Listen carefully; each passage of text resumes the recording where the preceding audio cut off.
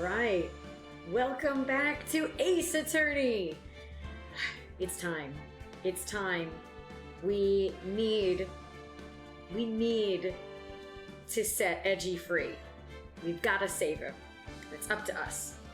Before we start, I would like to thank a recent follower, and I believe I'm saying his name right, Imoyama Kotaro. So thank you for following, I appreciate it. Last time on Ace Attorney, we did a lot of stuff, but primarily we ended up speaking with this old guy who doesn't seem to know his name. And he's quite certain that Edgeworth is the man that he heard say, "Oh, I can't believe he's dead," right next to his boat rental shop. However, as Phoenix has deduced, he thinks, based on Larry's testimony, that... Oh gosh, what was it again? I know how this case goes, so I'm trying to remember what exactly happened at the last bit we met. I believe it was our assumption... Hold it! Whoa, God! That surprised me. I think I have my alert up too loud. Hang on, let me turn that down a little bit. That was a good hold it. That was a good hold it. But basically, based on what Larry says, there was more than one shot that went out that night. And Phoenix believes that the killer shot twice. Once to make a witness, and then second, just to look like something had happened, and then fell into the water himself. Or themselves. We don't know. I mean, I know. But let's find out together, shall we? Let's see what awaits us now in this next day of investigating. Oh, and by the way, they got pretty sus of the old guy based on what Phoenix said, because he's pretty sure that the old man from the boat rental shop is the one who actually committed the murder. But surprise, surprise, the old man is gone. So let's see if we can find him today.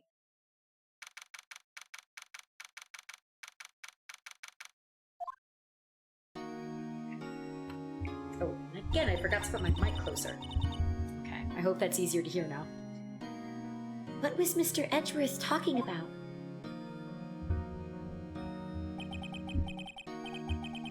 A memory of a crime that I committed. Oh, I will. This is me, with my mouth right up against the mic.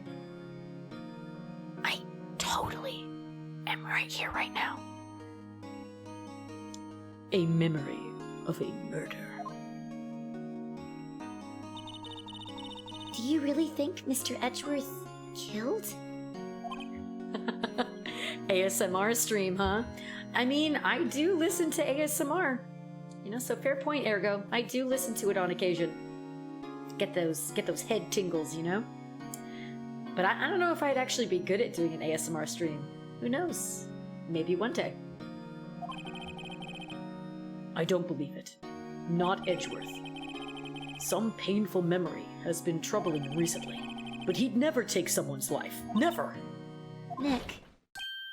Yo, how's everyone doing? What do you think of my performance today? I had him swooning in the aisles, huh, Maya? Swooning? Me?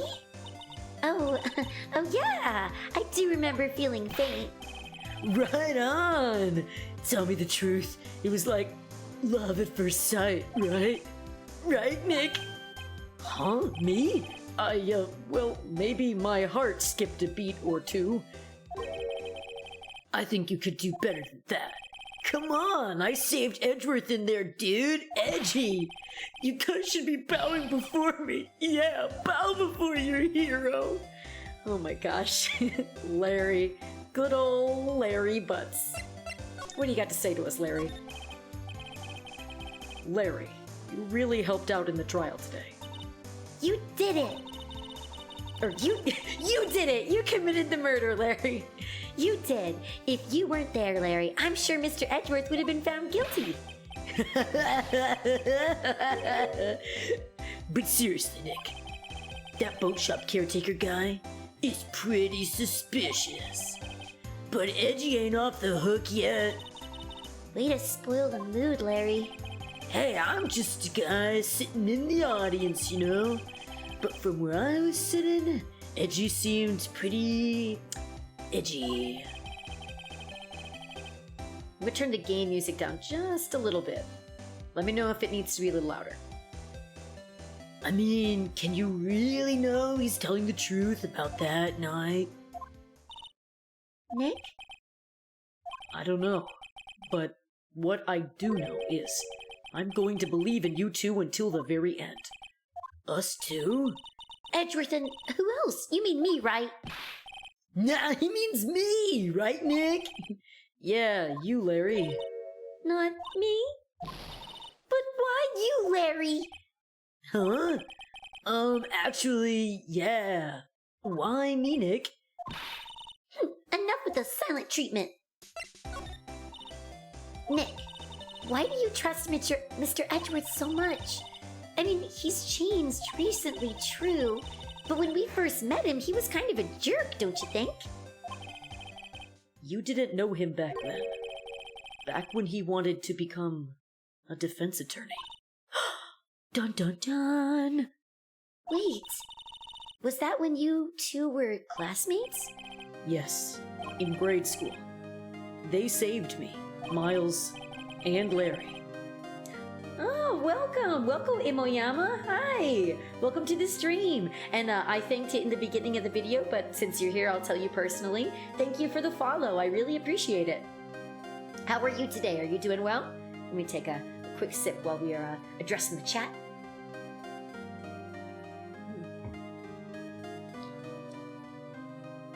Oh, I'm glad to hear you're doing good. That's awesome. I'm doing all right. My back feels a little weird for some reason today, and earlier I had some issues with my vehicle, but it's got all fixed, so that's good. So otherwise, I'm doing great. I'm having a good day. Oh, so let's see about how it was when Edgeworth and Phoenix were classmates. This is gonna be exciting. Oh, and hi, Ray Raven. Welcome. Good to see you too. And we've got some awesome people in the chat today. So let's see what Phoenix will recount for us. How he felt saved by Larry and Edgeworth. That's why I became a defense attorney, you know. What? Hey, Larry, what's he talking about? Huh? Sorry. I kind of forgot. Okay, Nick, out with it. I'm going to hear this story today, and that's final. Okay. And we'll leave it off a cliffhanger for just a second because I wanted to ask, Raven, how are you doing today? I asked Imoyama, I want to ask you. Hope you're doing well as well. And Ergo, I know I live with you and you seemed pretty good, but are you doing well still? Still playing Genshin over in the living room?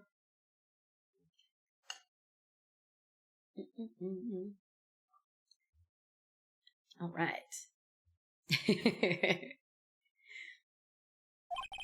All right, let's go ahead.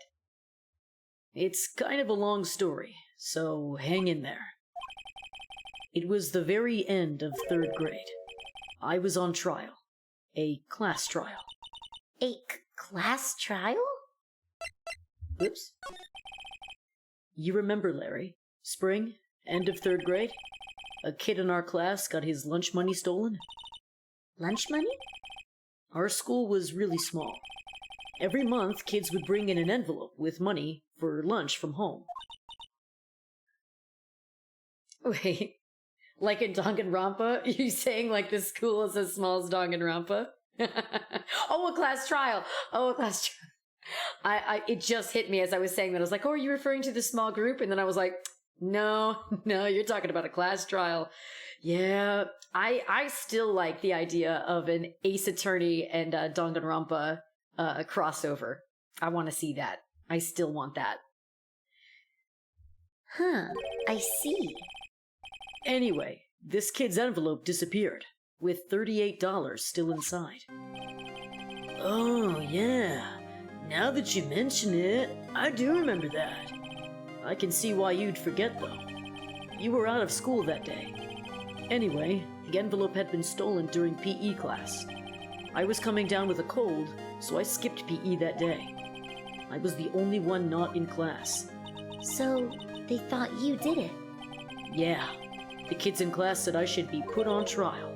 Trial? So the next day we held a classroom trial, with me as the defendant.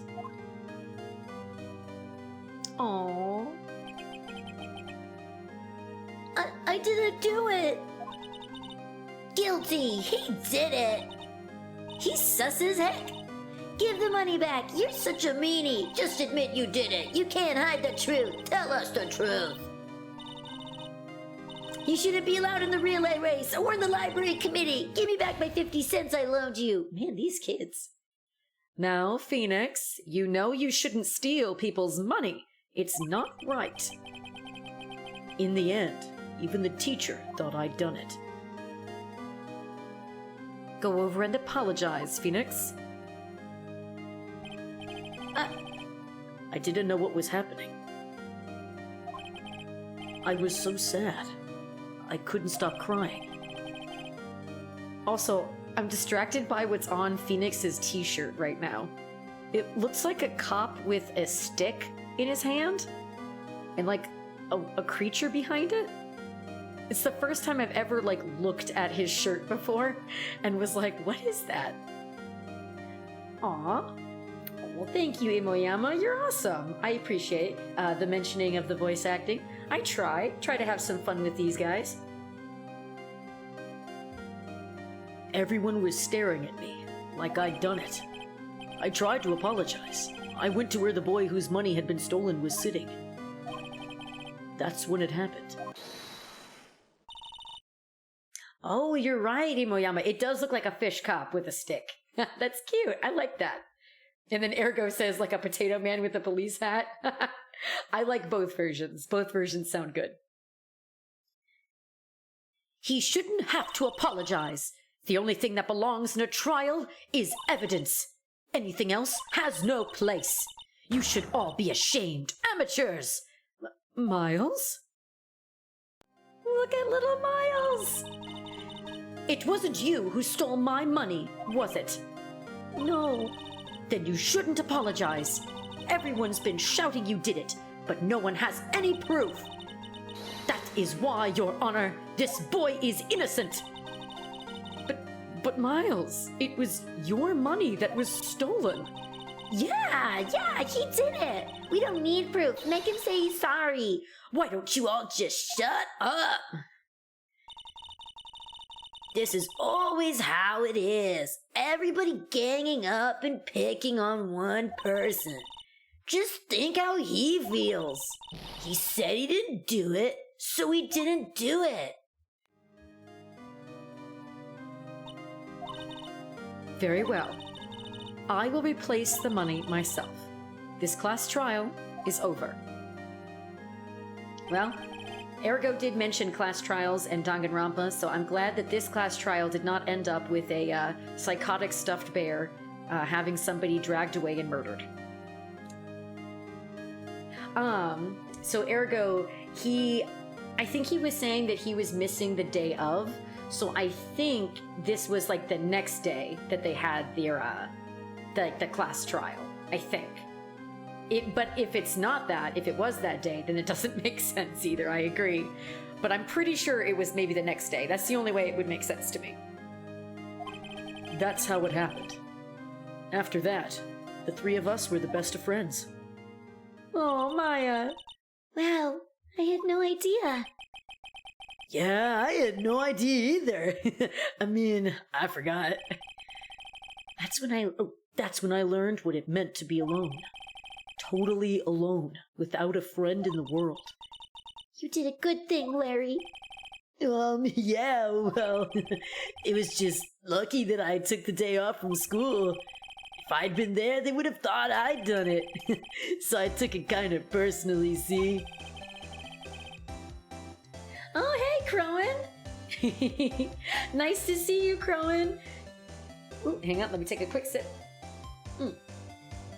Right? I love Larry when he's like, I forgot.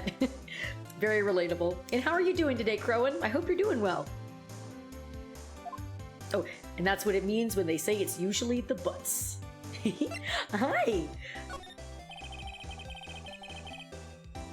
Anyway, Edgeworth and I talked after that class trial. That's when I heard his father was a defense attorney. I remember his eyes would shine when he talked about his father. I'm going to become a defense attorney, just like my father. A famous defense attorney. Then a few months later, he suddenly transferred to another school. The Dl6 Incident. Right. I'm not sure, but the transfer probably had to do with his father's death. That's so sad. It was several years later when I heard Edgeworth's name again. There was an article about him in the newspaper. The headline was something like, "Dark Suspicions of a Demon Attorney." Fabricating evidence, manipulating testimonies, covering up facts. The article said he'd do anything to get a guilty verdict. Anything. Dun dun dun. Nope. Hi, X-Demon. At first I was like, hi, Dad. And then I was like, oh, I remember you. Welcome back, X-Demon. Oh, and I'm doing well, Crowan. Thank you for asking. I had a bit of car trouble this morning, so that was interesting. But other than that, everything's going fine. That's a good question, Crowan. Yeah, X-Demon, how many have you claimed today? But why? What happened? I mean, that's not the Edgy I used to know. That's what I thought too. I tried to get in touch with him. I don't know how many times. He never replied. I guess he didn't want to see his old friends. I couldn't just drop it though. I wanted to meet him, to learn why he'd become who he became. That's when I decided. Wait, you don't mean... That's why? That's why you became a defense attorney? To meet Edgeworth? If I was a defense attorney, I knew he'd have to meet me, whether he wanted to or not, in court, and deal with his unnecessary feelings, as he puts it. Edgeworth believed in me, and I believe in him. He's in pain, and no one's on his side. I'm the only one who knows the real Edgeworth. I'm the only one who can help him. Whoa, Nick. So is that why you helped me out for free? Yeah. I helped you because I believed in you. Except I don't remember saying I'd do it for free. Oh, Nick! Nick, we have to save Mr. Edgeworth if it's the last thing we do, okay? Right. It's very well may be. First, there's that rental boat shop caretaker. We need to find out who or what he is.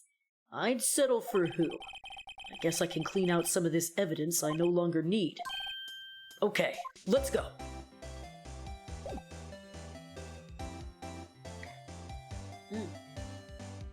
And yeah, actually, Crowan, everything did work out fine with the car. They were able to fix it, and it really didn't cost me much of anything. So it was, phew! It was quite a good circumstance, all things considered. It could have gone a lot worse, so I'm happy that it was as easy to fix as it was. All right, so let's see. We gotta go find the caretaker. So let's start here at Gourd Lake's entrance. Gourd Lake Park. Hey, it's our buddy, it's our pal! Hey, pal! Long time no see! Oh, Detective Gumshoe! Close one today, eh? I got so worked up I snapped my tie in half. I like your emojis, Crowan. Very nice. Sorry about that. No problem, pal. Thanks to you, we now know who really did it. You mean the boat shop caretaker? Look, I'll make you a promise. I'll have that scoundrel in my custody by trial time tomorrow. Come what may. It's my duty to you as a police officer. Now I'm off to catch me a criminal. Woohoo! Go Gumshoe! Yes, Crowan.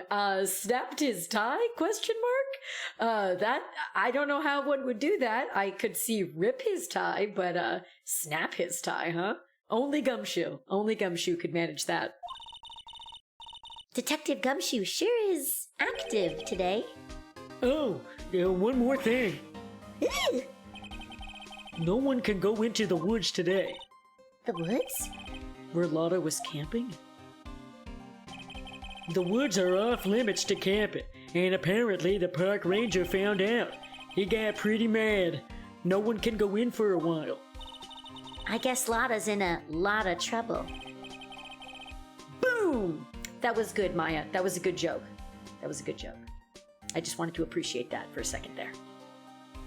Anyway, I'll be seeing you tomorrow. So breathe really heavily.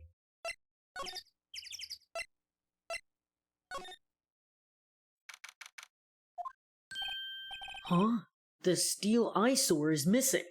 Hey, Phoenix, I disagree. The Steel Samurai balloon was really cool looking. Eyesore? That's right, Maya. You tell him. Looks like the hot dog stand is closed too. I guess Larry's too busy worrying about Mr. Edgeworth to show up for work. That's fair. That's fair.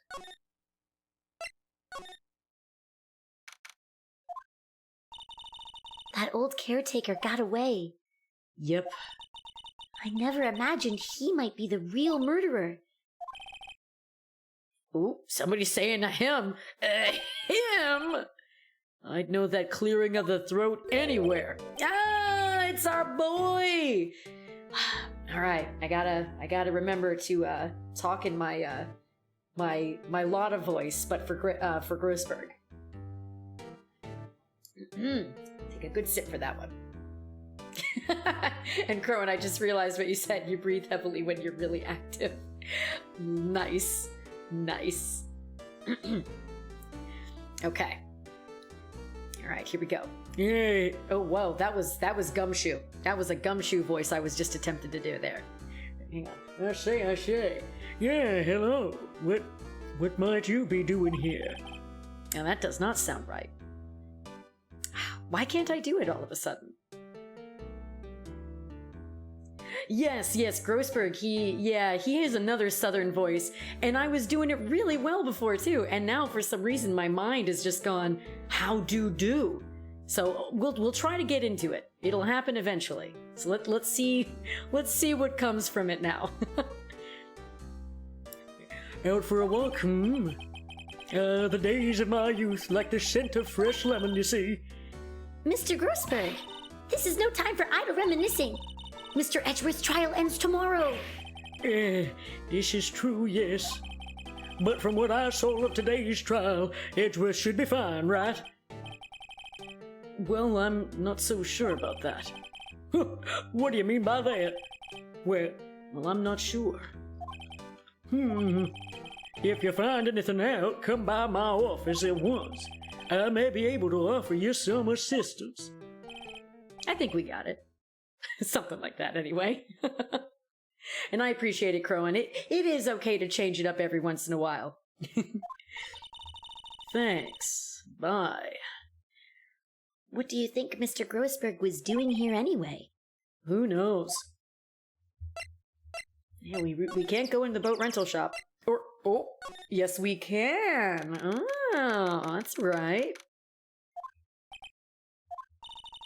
Nobody's home. Hello! Hey, it's Polly! I wonder where your owner's gone, Polly.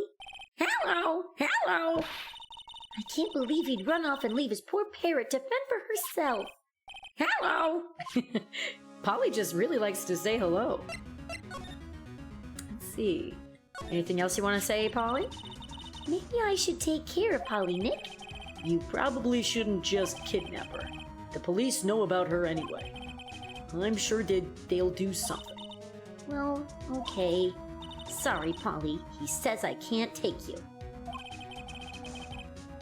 Aw, and Crowan, that's so sweet. Thank you. I'm humbled and happy that my Maya voice is your headcanon voice now for her in your mind. That makes me happy. Thank you. Great, now the bird's going to hate me. Ooh, hey, there's the, what was this again, the safe? No one's home. What do you think, Maya? That reminds me, Nick. Polly here knows the number to the safe, right? Yeah, that's right. Polly, what's the number to the safe? 1228. Let's open it, Nick. Come on. I'm sure there isn't any money in there. Oh, but hey, he keeps it locked, right? So there must be something of value in there. I'm not so sure. Okay, Nick, let's see what's in there. I guess there might be a clue or two. The only thing in there is a letter. A letter? Aw, boring. There's no name or signature on this thing. It's handwritten in very precise, clear letters. Get your revenge on Miles Edgeworth. Edgeworth? Nick, why would Mr. Edgeworth's name be on here? How should I know? I'm gonna read the whole thing.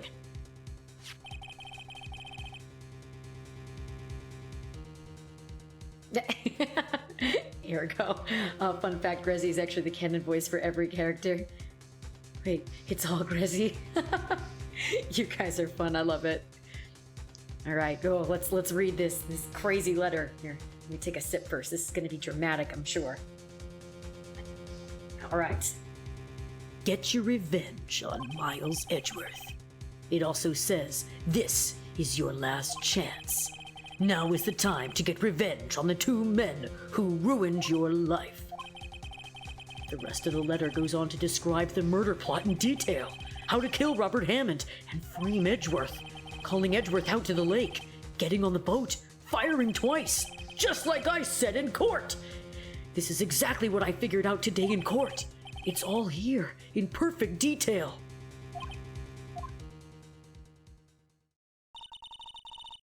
Oh, let's see, so... Oh, Crone, you have to get ready to help somebody? Let's see. Well, good luck with your next client, Crone. Hope everything goes well. And oh, the comic with... I don't remember if I posted it, but yeah, somebody did. Yeah, there was a comic I posted to Ergo about it being like a mix of America and Japan. But yes, good luck with everything, Crone. You've got this. It's gonna be A-okay. And then, oh goodness, Ergo, I just noticed, getting aggressive there. Cock's gun always has been, huh? Woo boy. What do you think it means, Nick? I'm not one for good transitions from going into the chat back to the game. Sorry for the tangent on that. I just was like, that's a weird thing to transit to. But anyway. I don't know, but it looks like these are instructions for that caretaker. When he killed Robert Hammond and called out Edgeworth, he was following instructions. But who could have written that letter? And what does it mean to get revenge on Miles Edgeworth? Look, I don't know, okay? But one thing's for certain.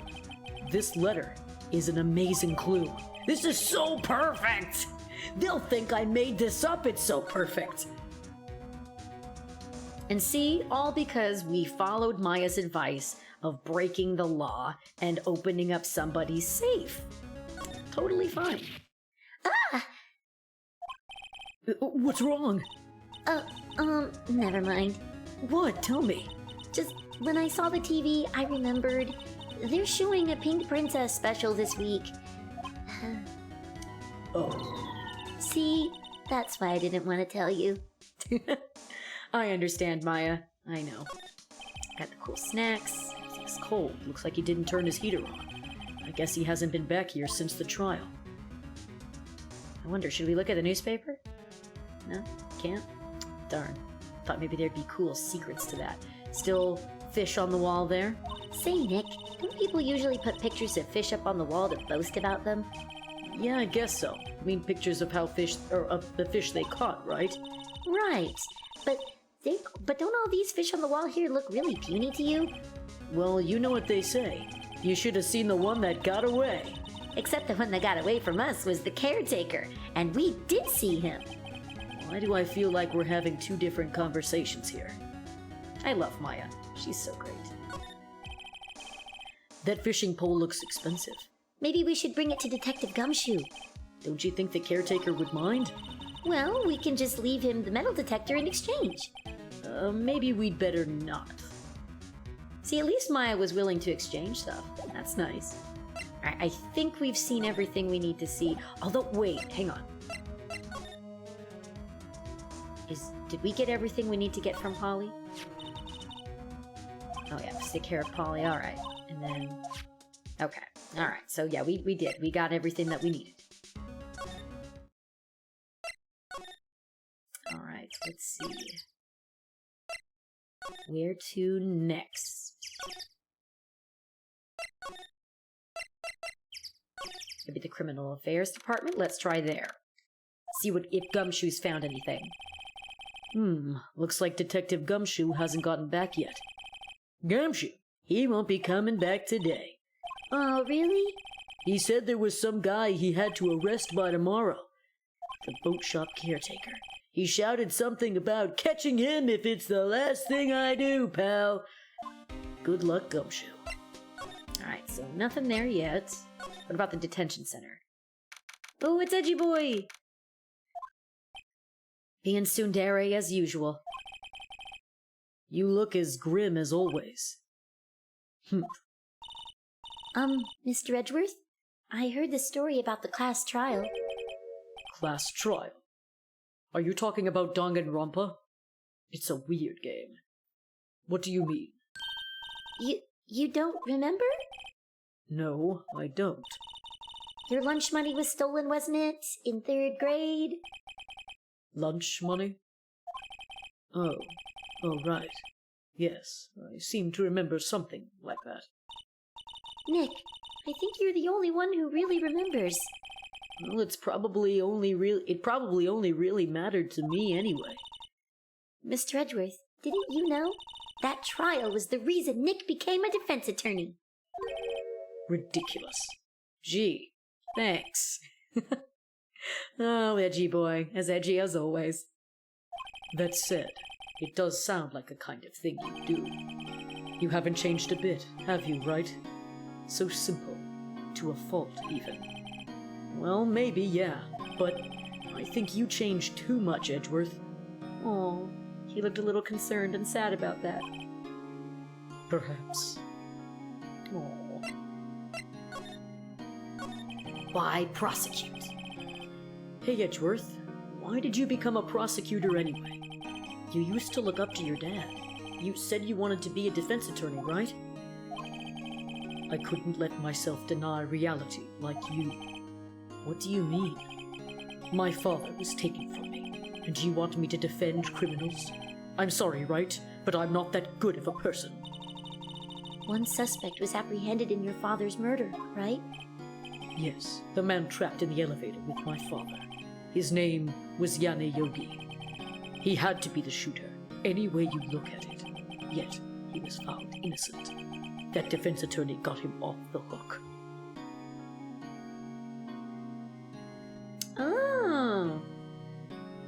Alright, there you go. So you've got a little bit more time, Crowan. That's always nice when you look at your schedule and you realize you have a little more time than you thought. You're like, yes! That's how I am anyway. I'm like, oh, cool. That means I can spend more time playing games or something. Bonus time! Oh yeah! And you definitely, your reward is getting to see Edgy Boy be tsundere to a fault over here. And you know what? This trial makes me feel really emotional for Edgeworth. Like, just, oof. They did a great job writing his character and the backstory and all that good stuff. Just really good stuff there. Tugs at the heartstrings for sure. It is good to see this side of him. Yeah, very vulnerable indeed. I agree. Alright, so let's see. What else does Edgeworth have to say for us? Yet, he was found guilty. Or found innocent. I wanted him to be found guilty. He was found innocent. That defense attorney got him off the hook. That would be Robert Hammond. On that day, 15 years ago, the three of us were trapped in that elevator for 5 hours. When we were rescued, we all suffered oxygen deprivation. I had lost all memory of the murder. Lost your memory? Even now, I can't recall what happened in that elevator. That was the crux of Yogi's attorney's argument in court. He claimed that Yana Yogi had been not of sound mind due to the oxygen deprivation. Yogi was released due to a lack of evidence. Innocent.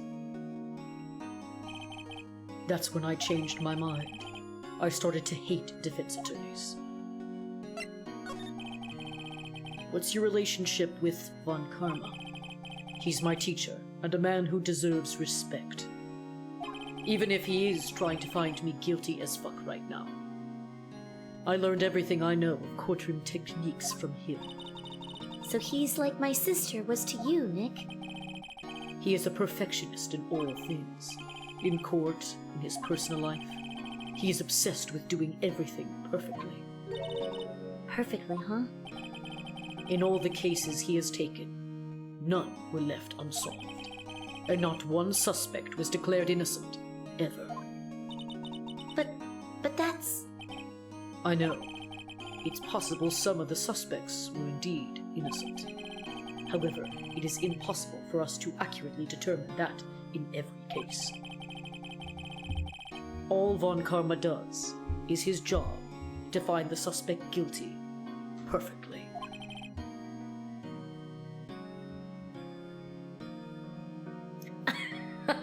And Crow and I just looked in the chat.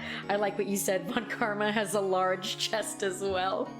That's right. Another similarity there between their two mentors. Very nice. In any case, it's nigh well impossible to find a weakness in him. Should a weakness appear, he would do everything in his power to make it go away.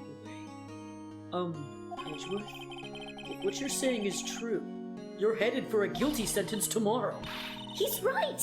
No time to praise the enemy, Mr. Edgeworth. It's a strange situation in which I find myself, I'll admit. No kidding. Should we present anything to him? Oh yeah, well of course, let's present this note. Edgeworth, see this letter?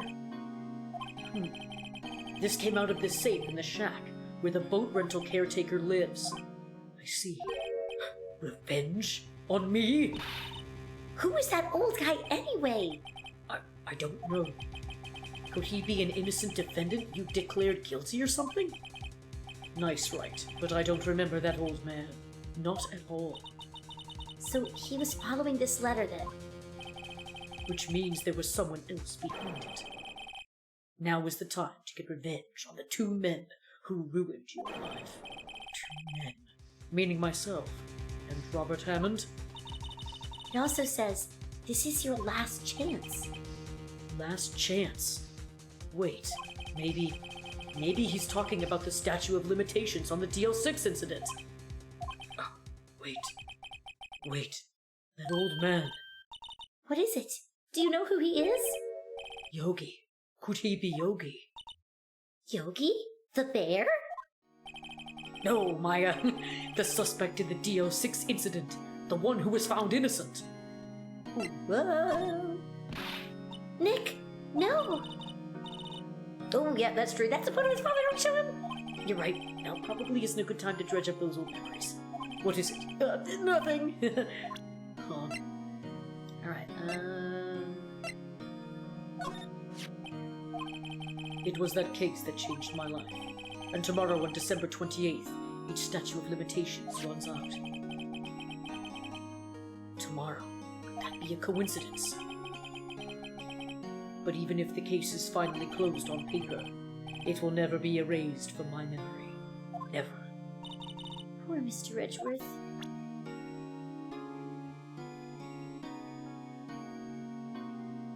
said it wasn't DL6, it was SL9.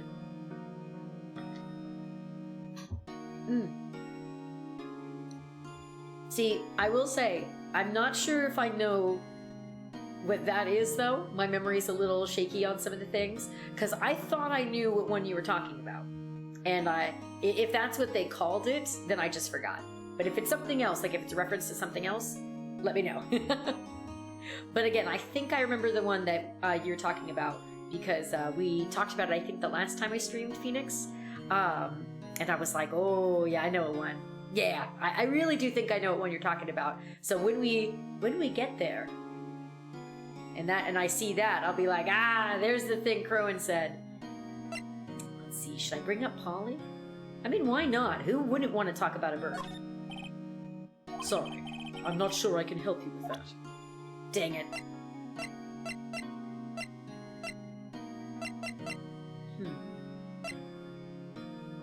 Anything about this? You showed me this picture for no reason. You know, I was impressed by your deduction in the trial today. Granted, you were at the end of your rope, but still. Nick, he noticed. Senpai noticed you.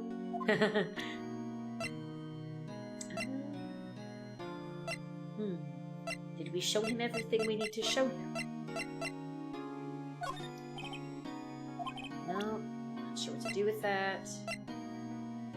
Overhead map of Ward Lake. Anything about this? Nope. Okay.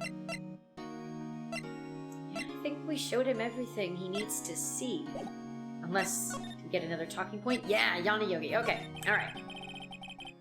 Yana Yogi was a court bailiff at the time. We just happened to be in that elevator together 15 years ago.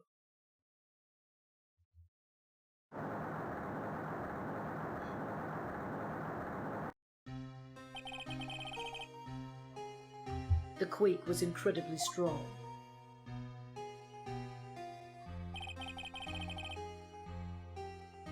Before I knew it, everything was dark. We were there for so long, it felt like forever. The air thinned, and the darkness closed in on us in that little box. We became unsafe. Help! I can't breathe! Quiet! I said quiet! You're not making this any easier. I want to get out! Help! Get us out! Don't shout! You'll just use up more oxygen.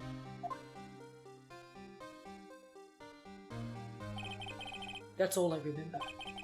When I came to, I was in a hospital bed, staring up at the ceiling.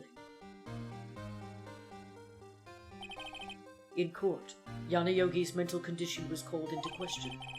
They claimed the oxygen deprivation and stress had caused temporary insanity. In the end, the claim passed the court, and Yogi was found innocent. Huh. But isn't that strange? This letter tells him to get revenge on Edgeworth. Why would he want to take revenge on you? Right. Yeah, there's something that's been troubling me these last few days. I didn't know whether or not I should tell you. You mean the nightmare? Tell us about your dreams, Edgeworth. And before we get into what Edgeworth's nightmare may be, let's see, Crowan, you said you have a lot of respect for the people that walk so close to murder and the general dark side of society for the purpose of making the world a better and safer place. Yeah, no, that is true. Absolutely. It is a big responsibility, that is for darn sure. I like what you say about Von Karma, though. Yeah, Von Karma can suck a bug. We know he wants to suck blood because he's clearly a vampire, so he can suck a bug instead, because that's not as good. It's a nightmare I've had. A memory of crime that I committed. I sucked a bug and it was disgusting. Suck an entire insect. Nice, Ergo, nice. A crime you committed? A memory of a murder. I think the time has come to tell all.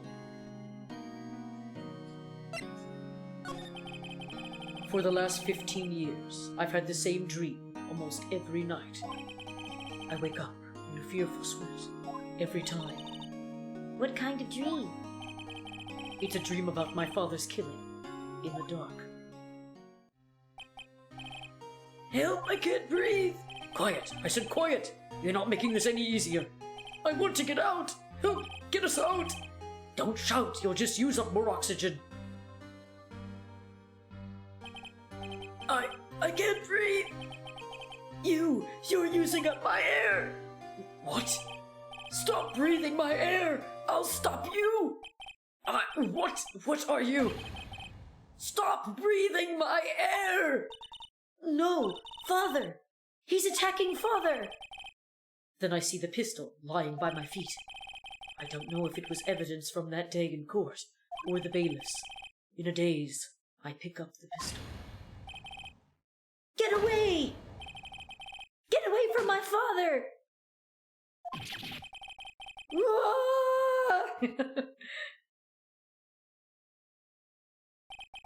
I shouldn't have laughed. That was an emotional moment. But that supposed scream I used was very, very not emotional. So yeah, Crowan, it does appear that Edgeworth threw a gun. So we'll see what that may mean. And that scream. And with that scream, I wake. It's a bone-chilling scream. A scream that has rung in my ears for the past 15 years. But that's just a dream, right? Right? That thought is the only thing that has kept me sane for the last 15 years. But what if I'm wrong? What if it's real? They say that sometimes people shut out memories in self-defense. Maybe it was I who killed my father. What? If you think about it that way, this letter makes sense. Get your revenge on Miles Edgeworth. Think about it. Yogi was really innocent. That's why he wanted revenge against me. Wait, Edgeworth! You mean... It was me. I was the true criminal of Dl6. I shot my father. This is bad. What are we going to do, Nick? What can we do? I don't know. I don't think there is anything we can do. Like it or not. If someone else who knows a lot about the Dl6 incident, maybe... There is, Nick! Remember? That guy who has a southern voice, but, it really wasn't coming out southern, but it kinda was. That guy, we just spoke to him like maybe 5 minutes ago. There is someone else who knows about Dl6. Let's see. Doesn't make it right, but he was about to crush the guy's windpipe. Yeah, that's, fair point. But yeah, in this game, definitely, they seem to really blur the line of self-defense. Like, they don't see it in the same way. It's always like, oh, it was seen as self-defense. It's like, nope, it's murder. You're dead, So, yeah, it's tricky with this game with how they see self-defense and all that. Crowan, yeah, good, that guy, Grossberg. And yeah, it's just an observation I've made while playing these games. But we'll see what happens for Edgeworth. Oh, nope. Oops, we're gonna recount the dream again. Oops. Emotions are sad. Emotions are really sad. Too bad he defended himself against the wrong person. Supposedly, yeah. Does look that way, doesn't it? So yeah, he throws a gun and then we hear a scream. So it's hard to say. Certainly does look, well, it doesn't look good. As Phoenix and Maya do retort there. Okay. So he says all that stuff. Man, of course, the one thing I click on twice is like one of the really long ones.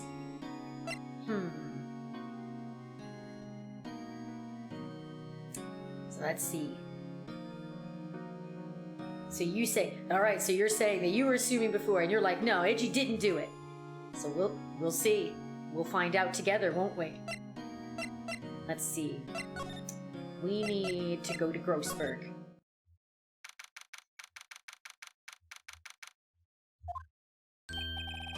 Mr. Grossberg. Hello there. What's wrong? You look troubled. No kidding. I can't believe you're not. My. Just calm down and tell me what happened. It's Mr. Edgeworth. He... Well, I see. So Edgeworth dreamt he shot his own father. You bet his office smells like Cracker Barrel. That is my headcanon now. Grossberg's office smells like Cracker Barrel. Theory confirmed. No one call Matt Pat. We don't even have to do an investigation on that. It's only a dream. Only a dream. I wonder. What? I say, I wonder. If that's the case, then why do you two look so troubled? Well, Also consider this. Yogi quite clearly holds a deep grudge against Miles Edgeworth. So deep down, he'd want to frame him for murder. This leads me to surmise that Mr. Edgeworth's dream was not a dream. It was real, as you imagined. Miles Edgeworth threw the pistol to save his father. The pistol fired, and the deed was done. no. I don't believe it.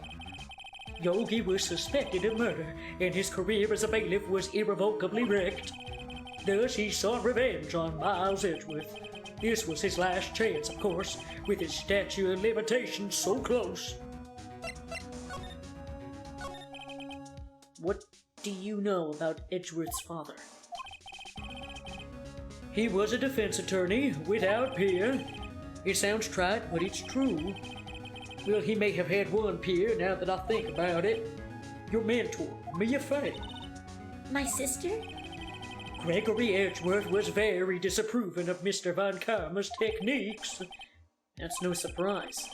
Von Karma is an extreme man.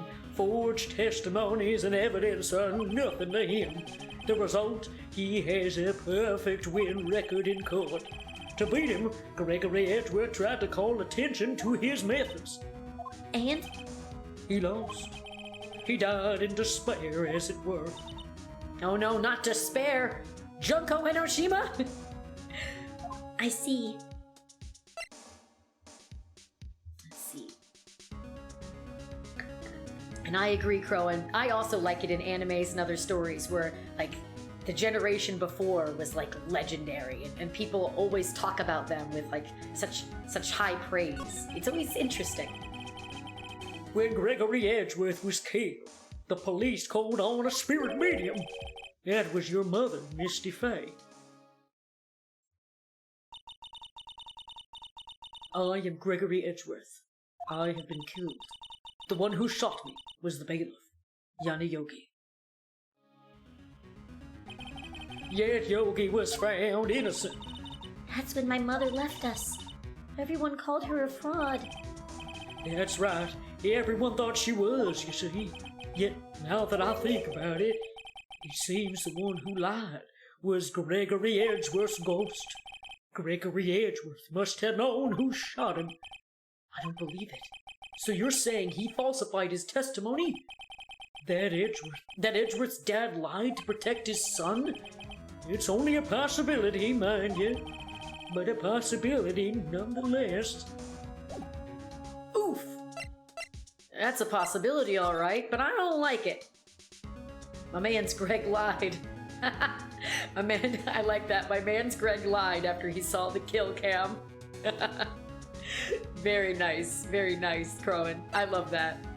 Let's see.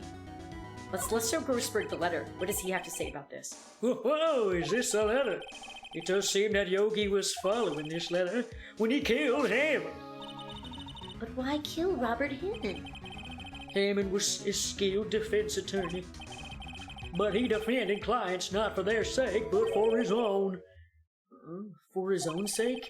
He never trusted his clients. That one. The only thing he trusted was his own ability. But he got his client found innocent, so why should it matter? Actually, my dear, it's quite different. He won that innocent verdict for no one but himself.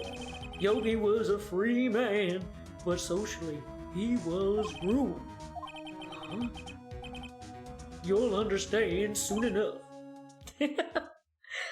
I'm happy to see that the inflections are good on certain words. That'll be fun to listen back to. Wait, What is it? this letter. I've seen this handwriting somewhere before, a long time ago. Whose handwriting was this? Do you have any idea who wrote this? It was Miles! Yanni Yogi, yeah, Miles wanted revenge on himself. Ooh. What? Let's see. Chat, what do you think? We've got 3 suggestions. So Yami... Yes! Yami Yugi did it! It's Yami Yugi! I love that. If someone hasn't done fan art of Yanni Yogi as Yami Yugi... Ooh. Alright, Crowan, you're saying I should point the finger at Von Karma? That's what you think? Because I'll do it. I'll point my finger at Von Karma every day.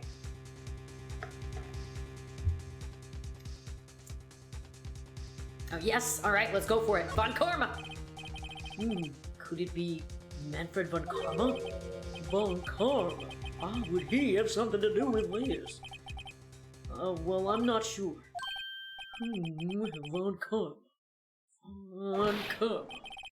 Wait! You're right, my boy. This is Von Karma's handwriting. I'm sure of it. I used to see it all the time on court reports. What? But that means the one who told Mr. Yogi to kill was... Correct. Manfred von Karma himself. What does this mean then? Why would Von Karma want to frame Edgeworth? It doesn't make sense. If it truly was Von Karma who wrote this letter, then he would know the truth. He would know that Miles Edgeworth had accidentally killed his own father. He'll say as much tomorrow in court, I should think. He'll press the point until the court finds Miles Edgeworth guilty. All right, Crowan, good luck with your clients, and thank you. Thank you. We need all the help we can get, all the luck dealing with Dracula, the King of Games.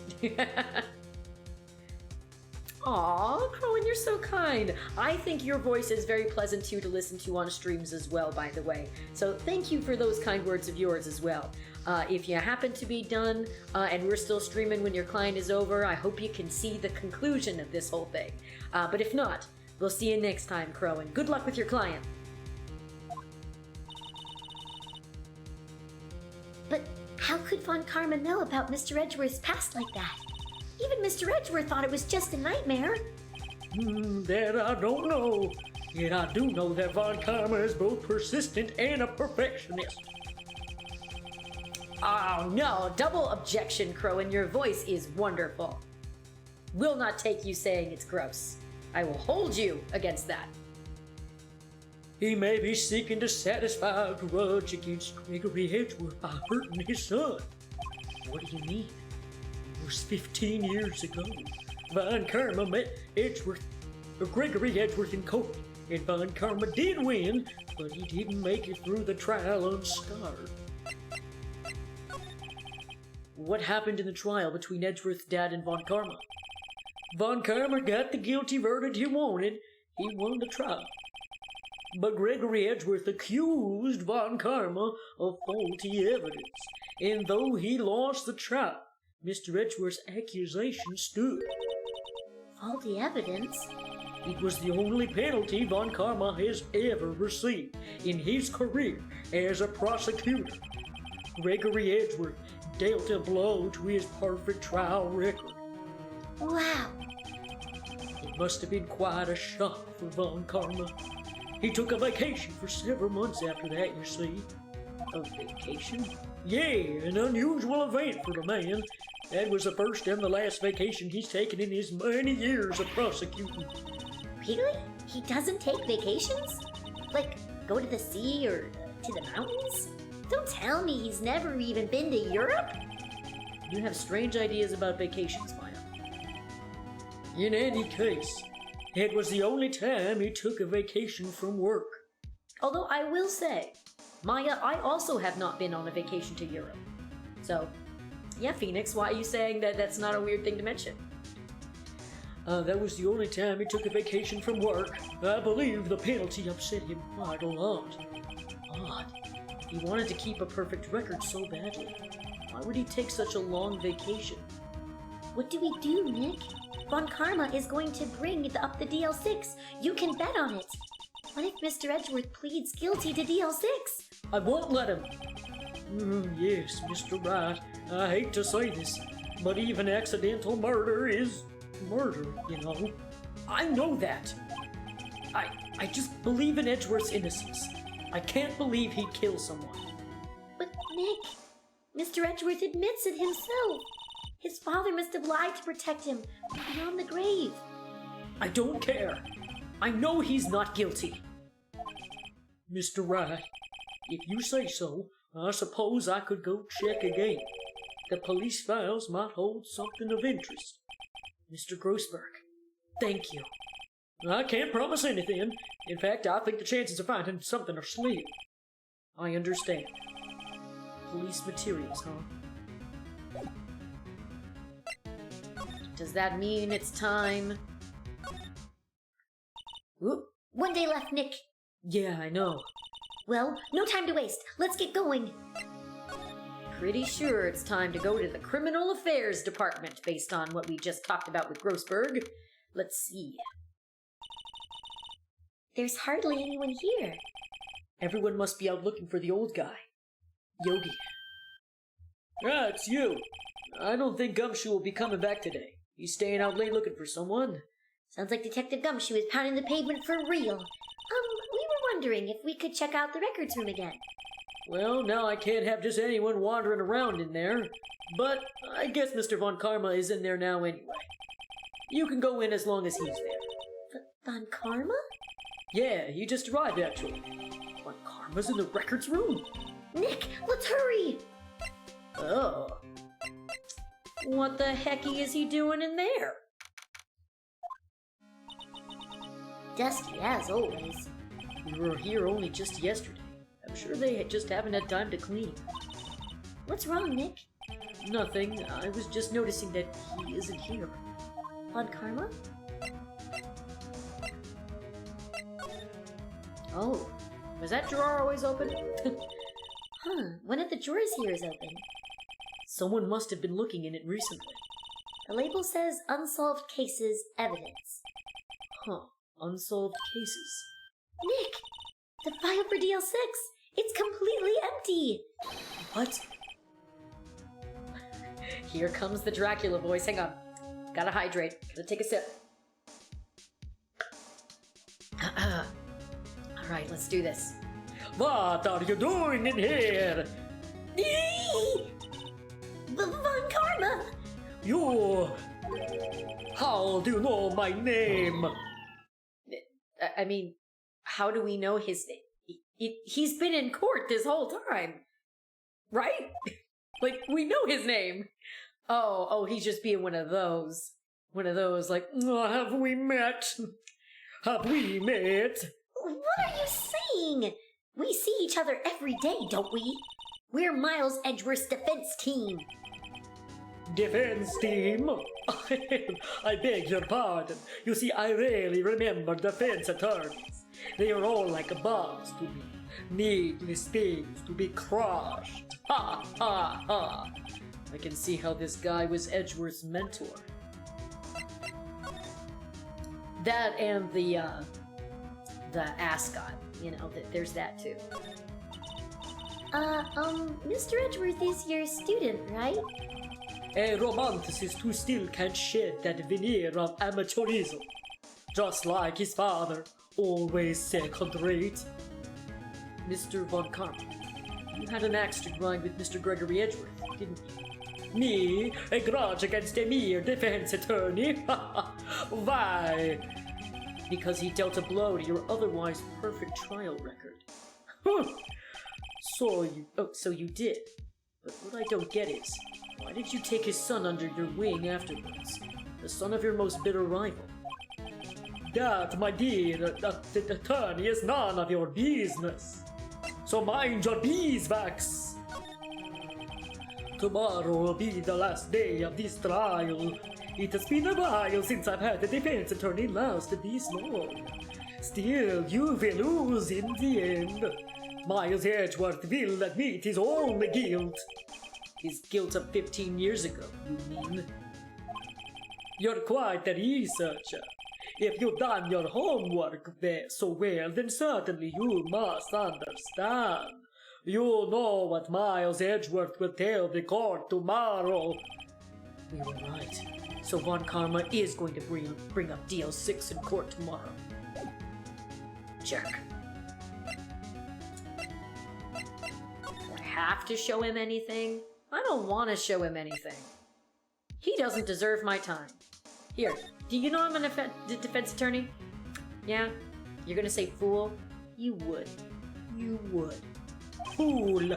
You think I, a prosecutor, would give you a defense attorney information? Bah! Ha ha! Creep.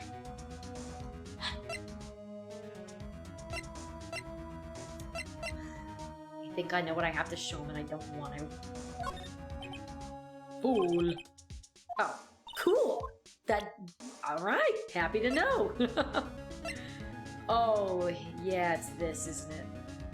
Oh, yeah, that's right. Alright, Von Karma, what do you have to say about this? Mr. Von Karma, have a look at this. This was you, wasn't it? And see, this... Hang on, I'm gonna hold my tongue. I'm gonna hold my tongue. I'll say it in a minute. You instructed Yanni Yogi to commit murder. Yanni Yogi. How many years has it been since I've heard him called by that name? He's a fool. I told him to burn it after he read it. So you admit it! You wrote Mr. Yogi this letter! Yes, my dear defense attorney. Thank you for taking the trouble to bring it to me. You've saved me from a lot of needless hassle. What? Nick, what is that thing? Well, it's not a gun, it's a stun gun. So, not a gun, but a stun gun. For self-defense, usually. Indeed. 600,000 volts will course through your body like a dog touching electric fence. Ha ha ha. 600,000? Oh, don't worry. People don't die from it. Usually. Now give me the letter. No! No! Whoa, what are you? Nick, run! Ah! Maya! Out of my way! Ah!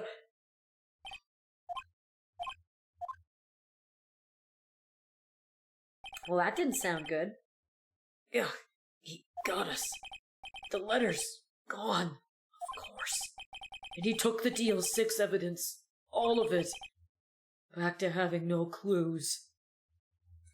See, what I was going to say before I held myself back, was this is exactly like what happened with the Red-White case, where Phoenix goes up to the bad guy and to his face says, "I know you're the murderer and I have proof." And then they're like, "Ha ha ha!" Yeah, and then they like sick you in prison or something, and or beat you up like this. Or heck, he did it, well, not necessarily, no, we didn't really do it with Dee Vasquez in the last trial, but, you know, she did that kind of thing to us too, where she was like, "Give me the evidence or I'm gonna kill you." So Phoenix keeps putting himself in these scenarios where if he just kept his mouth shut, he probably wouldn't have this problem. But I know it's to advance the plot, so I'll accept it. But Phoenix is just too honest for his own good. Wait, Maya jumped first. Maya, is she okay?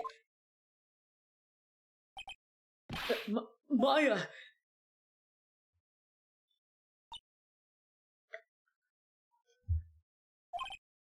Maya, open your eyes! Maya! The letter. Did he take it? Huh? Oh, yeah. Are you okay? I couldn't stop him. I jumped as fast as I could. One shot from that thing knocked me out cold. I'm useless. I'm no good as a lawyer or a medium. I can't even call my sister. Not even now, when we need her the most. I wish I hadn't woken up at all. Aw, Maya. Maya needs a hug.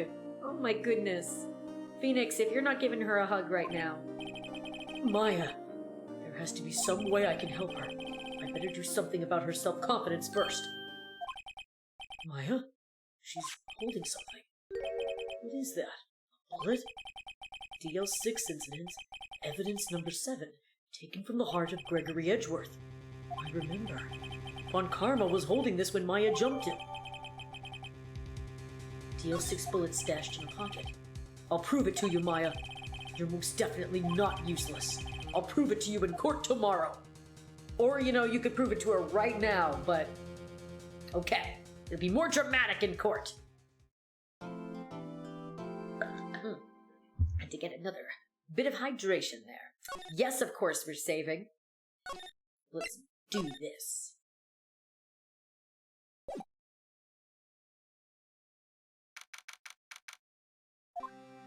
It's all tense in here now. This is it. Judgment Day. Today, things are going to get settled at last. Settled at last. A lot of things. What's the big deal? Sorry, Nick. I only touched your shoulder. I guess the shock hasn't worn off from my run-through with the stun gun yesterday. Anyway, today's the last day of the trial. Good luck, Nick. Yeah, thanks, Maya. Edgeworth is looking glum as always. I hope Von Karma doesn't push him too hard. What are you doing? Sorry, I'm sorry. I just thought I'd cheer you up with a pat on the back. Maya, maybe you should go outside and discharge? Right. Good idea. Try not to electrocute anyone on your way out. I guess Maya just electrocuted Gumshoe. Well, pal. That's a shock to my system. Anybody else watch Static Shock? I love that show. Legit, I do love that show. But, sorry, Gumshoe, what were you saying? What's gotten into that girl? Detective Gumshoe. Morning, Mr. Edgeworth. Good morning. How did it go? Oh, how did it go, Detective? Have no fear. As promised, I have captured our runaway caretaker. I just brought him in. Took all night, pal. Thanks, Detective Gumshoe. You must be tired. Actually, after that shock I got on the way in, I feel pretty good. Yogi says he's forgotten his own name. But that has to be a lie. Why would he want revenge on Edgeworth if he couldn't remember his past? He does remember, and I'm going to prove it. We're gonna do it. We got this. Rabble. Court is now in session for the trial of Miles Edgeworth. The defense is ready, Your Honor. The prosecution is ready. Right, very well. We have reached the final day of our proceedings in this trial. I ask that the prosecution submit decisive evidence. Understood. Come on, don't be awed into silence by every little thing he says. Very well, Mr. Von Karma. Your opening statement. Right. Thanks to Detective Gumshoe's efforts, the boat rental shop caretaker has been arrested. In yesterday's trial, the defense asserted that the caretaker was the murderer. However, the caretaker has yet to confirm this. I would like to ask the defense to cross-examine him as much as necessary. Very well. Please bring the witness into court.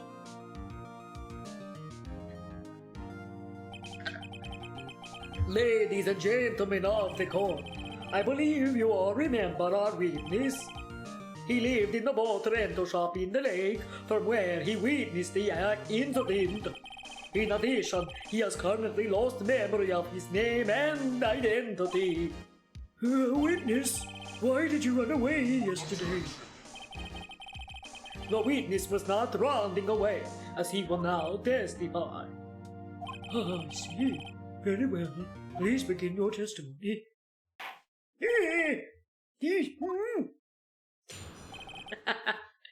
I just remembered how much I love the voice I gave that guy.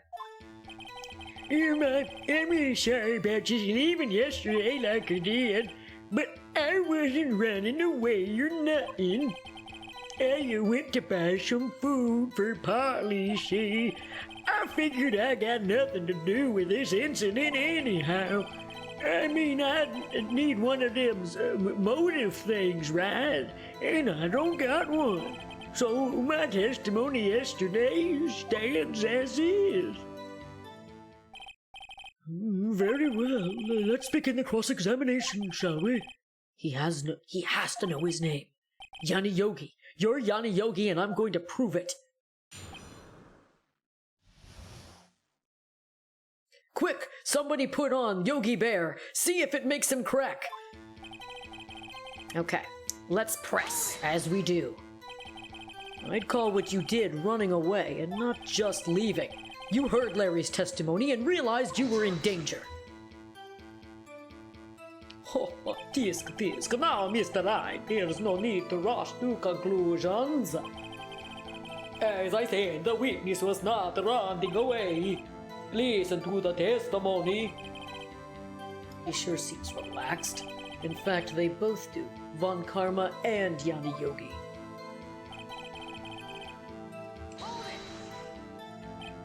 Then why did you leave? He's just about to say why. Is it so hard for you to just quietly listen when someone is talking? If I sat quietly, Edgeworth would be guilty in 3 minutes. Food? Well, Polly is a bit of a gourmand, you see. She only eats these high-end quality bird pellets from France. They only have them in the big pet shop downtown. But you weren't arrested until this morning. Why didn't you go back to the caretaker's shack? Well, I kinda got lost, you see. The witness has trouble remembering things sometimes. When the police apprehended him, he was on his way back to the shack. Yeah, right. Nice try, Von Karma. No one's going to believe that. I see. He was lost. Please, Your Honor, come to your senses. Oh, you don't think you have anything to do with this, do ya? You've lost much of your memory. Is that correct? Yep. Seems like it. Then how could you know that you didn't have anything to do with the incident? Or maybe you're lying about not having your memory. You know exactly who you are. The witness has testified quite clearly that he has no memory of who he is. If you claim he's lying, then show the court the proof. How am I supposed to prove what's going on in that old codger's head? It's impossible. I'm glad you come to your senses, Mr. Wright. Very well, witness. Please continue. You would need a motive, wouldn't you? How can you say you had no motive? I say you do. You had a grudge against Edgeworth and the victim, Robert Hammond. That's why you took revenge on them, right? Please, don't make me repeat myself, Mr. Wright. This witness has no memory of anything beyond several years ago. He can't hold a grudge. It's impossible. I have to prove he's lying about his memory. Otherwise, it's going to be the same thing over and over until the trial ends. Might I say something, Mr. Wright? Yes, Your Honor. You've been saying the same thing now over and over. You've been calling the witness's memory of the past, or lack thereof, into question. But does this really have anything to do with the current case? Of course, Your Honor. The witness has said he has nothing to do with this case and no motive. Both of these statements are lies. Ooh. Order, order! Mr. Wright, there is a serious problem with your claim. Or are you saying you know who the witness is? Of course, Your Honor. Now this is interesting. I would like to know myself. So, who is he? Don't play dumb, Von Karma. Mr. Wright. Mr. Wright, please tell us the witness's name. It's Gregory Edgeworth. It's Yanni Yogi. It's Robert Hammond. Yeah, it's Yanni Yogi. His name is Yanni Yogi, a former court bailiff. Yogi. That name seems familiar.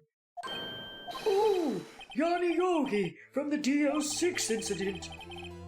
I figures the judge would have heard of it. It is such a famous case. But what does this mean? Your Honor, if this man is Mr. Yogi, then he has a clear motive.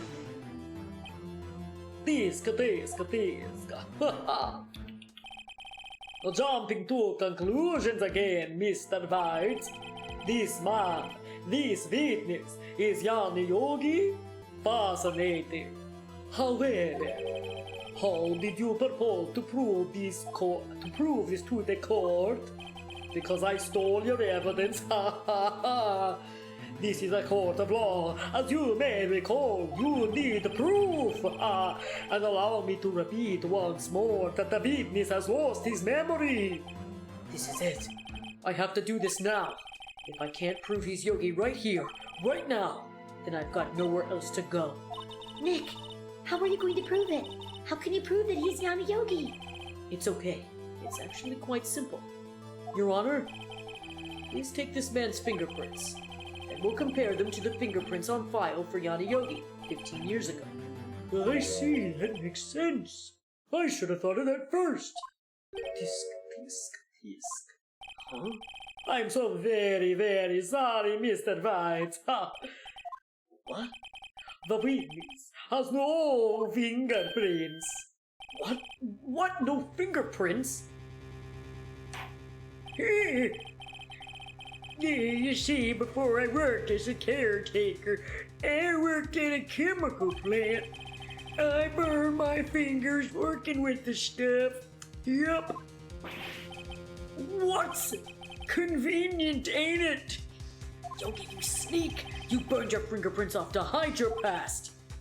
Well, if the witness has no fingerprints, I guess we'll not be able to prove his identity. Miles Edgeworth is guilty! No! Tisk. Well, what will you do, Mr. Wright? It seems that the case has been decided no. No! I know what happened. I know everything. I just can't prove it. No, I can't let it end like this. I can't lose. There has to be another way. There is no one who can testify as to who this witness is. No one! Nick, what are we going to do? I didn't even consider that he might have erased his fingerprints. What do I do? Tisk. Well, Mr. Wright, perhaps you'd like to cross-examine his parents for a little comic relief, Yeah, very funny. You're a sore winner, Von Karma. Wait a second. Cross-examine his parent? Comedic relief? Hell yeah! What is it, Nick? No, you're not going to. Your Honor! Hang on, drum roll, please. Phoenix, what are we gonna do? The defense would like to take Mr. Von Karma up on his proposal. Take Mr. Von Karma up on my proposal? Exactly, Your Honor. I would like to cross-examine the witness's pet parrot. And on that note, I will take a sip of water. That is beautiful. Probably one of my favorite parts of this whole case. He is agreeing to cross-examine a parrot. Order! Well, what do you think, Mr. Von Karma? Need to even ask? This is a farce! I object! Wait a second. You were the one who suggested I cross-examine the parrot, Von Karma. I have a right to do as you suggested. Well, if you're so desperate, then please, be my guest. Of course, should you go through with this, and nothing comes of it, then I hope you're ready for the consequences. Nick, this is crazy. Well, still want to go through with your little game? Of course we're doing it. Who else wants to put a parrot on trial? Let the parrot take the stand. I will cross-examine her, Your Honor. This is the most ridiculous thing I have ever heard. Von Karma's rigged every person's testimony, every piece of evidence, except the parrot. She's my last chance. At least, I think so. Bailiff, bring the parrot. A sentence I never thought I'd have to say, but I'm saying it. Look at the parrot! That's quite a bird. Please tell us your name. Name! The witness is ignoring me. It must hurt to be ignored by a bird. Very well. Witness, who is your owner? Please testify for us. Who was your owner? Hello! Hello! Certainly the most concise testimony we've had so far. Very well. Begin your cross-examination. Right. What are you going to do, Nick? I don't know. What do we do, Maya?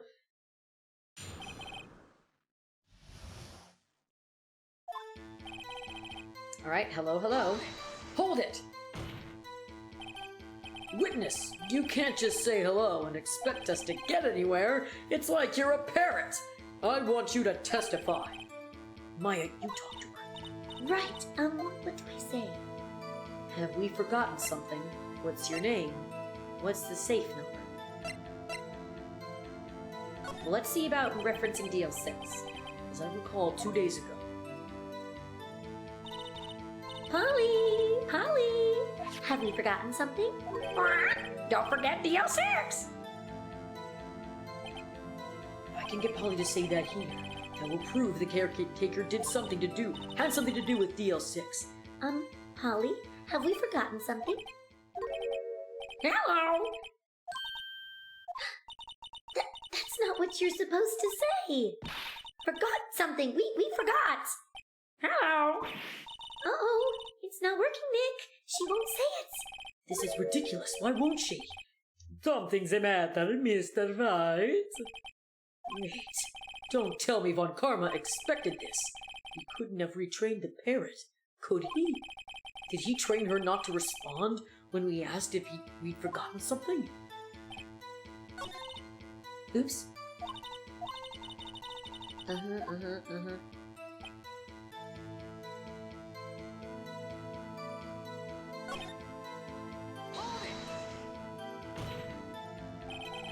Witness, you're here to speak. You must speak to me.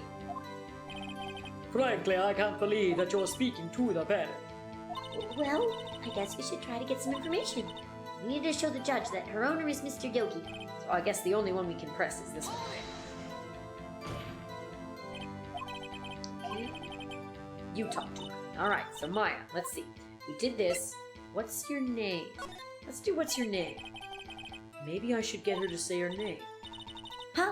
Polly, what's your name? Polly! Mr. Wright, I think we've established that this parrot is named Polly. Does this have anything to do with her owner's identity? Yeah, of course it does. Yes, it does. Ha! Fascinating! You claim that the parrot's name will prove her owner's identity? Then show us this proof. Nick, don't you think you're taking the bluffing a little too far? Listen, we're not here to answer the question of who is the caretaker. We're here to prove that he is Yana Yogi. All we have to do is tie the name Polly to Yogi. Your Honor, the proof that the parrot's name reveals the caretaker's identity is... Let's take a look at what we got. Files on the Dl6. Air and elevator was oxygen depleted at time of incident. No clues were found at the scene. Gregory Edgeworth, age 35. Defense attorney, trapped in elevator returning from a lost trial with son, Miles Edgeworth, age 9. 1 bullet found in heart. The murder weapon was fired twice. Yana Yogi, age 37. Court bailiff, trapped in elevator with Edgeworths. Memory loss due to oxygen deprivation. After his arrest, fiancée Polly Jenkins committed suicide. Well, there it is. Good bluff, Phoenix. The Dl6 case file? That is quite a large file you have there. Which page is this proof on then? Show us or stop wasting our time. Very well, Mr. Wright. Please show us the page. Where is the file? Well, the victim was Edgeworth's dad. Suspect data. Pretty sure it was suspect data. It's on the suspect data page. This page has all the information about Yanni Yogi. Right after he was arrested, his fiancée committed suicide, see? Indeed, it does say that, yes. What was his fiancée's name? Holly Jenkins. Holly. Exactly, Your Honor. He wanted to remember the name of his fiancée, who had committed suicide. That's why he named his parrot after her. I see. I guess that is possible. But a mere coincidence, that is all. My granddaughter has a dog she calls Phoenix. Well, Mr. Phoenix Wright, does this make you my granddaughter's fiancé? That's right, ex-demon. Objection. She's only 7 years old. Indeed. Alone, it is a little weak for evidence in a murder trial. We would need some other corroborating evidence. Where am I going to find that? Nick, we're getting closer. One more. If we could just get one more piece of evidence. Right, but what? Very well, witness. You may continue.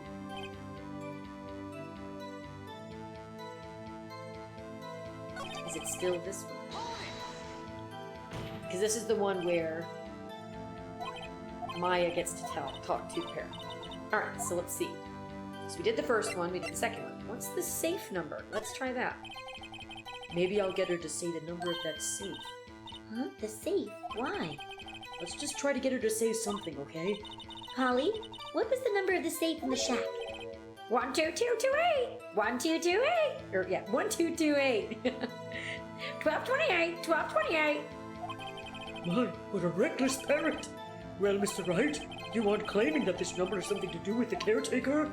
Actually, it does. You have to say that. It's in there. Actually, it does. That's why I had her say it. Ha! Ridiculous! How can the number to a safe tell us who the caretaker is? Show us your proof! What could possibly link this number to the caretaker's true identity? Let's go back to the file, shall we?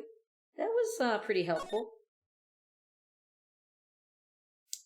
1228! Oh! Oh, there it is, everybody. Right there under case summary. 1228. 1228. It's right there. That was easy. The Dl6 case file. What is this obsession you have with that case? If you like it so much, why don't you marry it? Mr. Wright, where is in this file something related to the safe number? It's on the case summary page. The case summary? Specifically the date on which the Dl6 incident occurred. The date of the incident, December 28th. Why, that's today's date, 15 years ago. Isn't that funny? And the number on that safe is 1228. Ah! He used the date of the Dl6 incident as the number for his safe, Your Honor. That's how important that date was to him. I see. It certainly is an interesting coincidence. People often do set their secret numbers to dates. Bah, that is not tangible proof. I set my ATM card to 0001 because I am number one. I probably shouldn't say that out loud, but here I am. That has nothing to do with a date. Nothing. That's enough. I think we've reached a conclusion here. This is a mere coincidence, that is all. True, that is a possibility. However, two coincidences at the same time seems more like a pattern to me. What are you saying? Bitch, I'm saying summon the caretaker to the boat shop. Immediately! And I swear if he went to go get that parrot more food, I'm gonna be cross.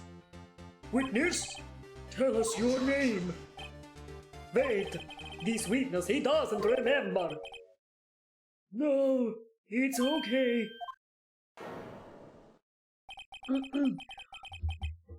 I've accomplished what I've wanted to do. I'm done. Nick, he looks looks totally different. This is the real Yogi, I think. Finally. He's been acting feeble to hide his true identity. Acting for 15 years. Well, let me ask you again. Please state your name for the court. My name is Yanni Yogi. 15 years ago, I served as a bailiff in this very court. Order! Order! I've said it before and I'll say it again. This is so much better than any of my soaps. Yanni Yogi. So, was it you who killed Robert Hammond and tried to frame Miles Edgeworth for his death? Yes, it was me. I did it. They put me on the witness stand 15 years ago. Robert Hammond, he said I was mentally unsound. He told me it would make me innocent, get me off the hook. So I pretended to have brain damage.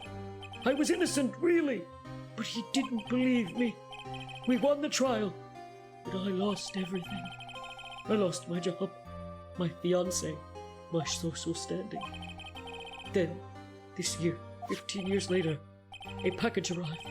It was a letter and a pistol. The plan was written out in careful detail. It was a plan for me to take my revenge on the people who ruined my life. I didn't care who'd sent it. I thought this was my chance. After 15 years, this was it. Finally, a chance to have my revenge on Robert Hammond and Miles Edgeworth. I have no regrets. Wait a moment! Revenge against Miles Edgeworth? But he's a sweet tsundere little boy. What do you mean? I'm not at liberty to speak on that matter. Why don't you ask Mr. Edgeworth yourself? Anyway, I admit it. I was the one who killed Robert Hammond. Well, that was easy. Now, if only Edgeworth will stay quiet, do we think he'll do it? Von Karma, where is Mr. Yogi? Under arrest, Your Honor. I saw no room for error in his confession. Then the defendant, Miles Edgeworth, is innocent. In this case, at least. Very well. Will the defendant please take the stand? Gumshoe, prepare your confetti. I see you up there. I know you have it. There are a few mysteries left unsolved. Still, you are cleared of suspicion for this particular case. So I would like to pass judgment on the murder of Mr. Robert Hammond. Any objections? I don't believe it. Why isn't Von Karma saying anything? Very well. This court finds the defendant, Miles Edgeworth, not guilty, fam! Yeah, Edgeworth, he's our boy! Yeah!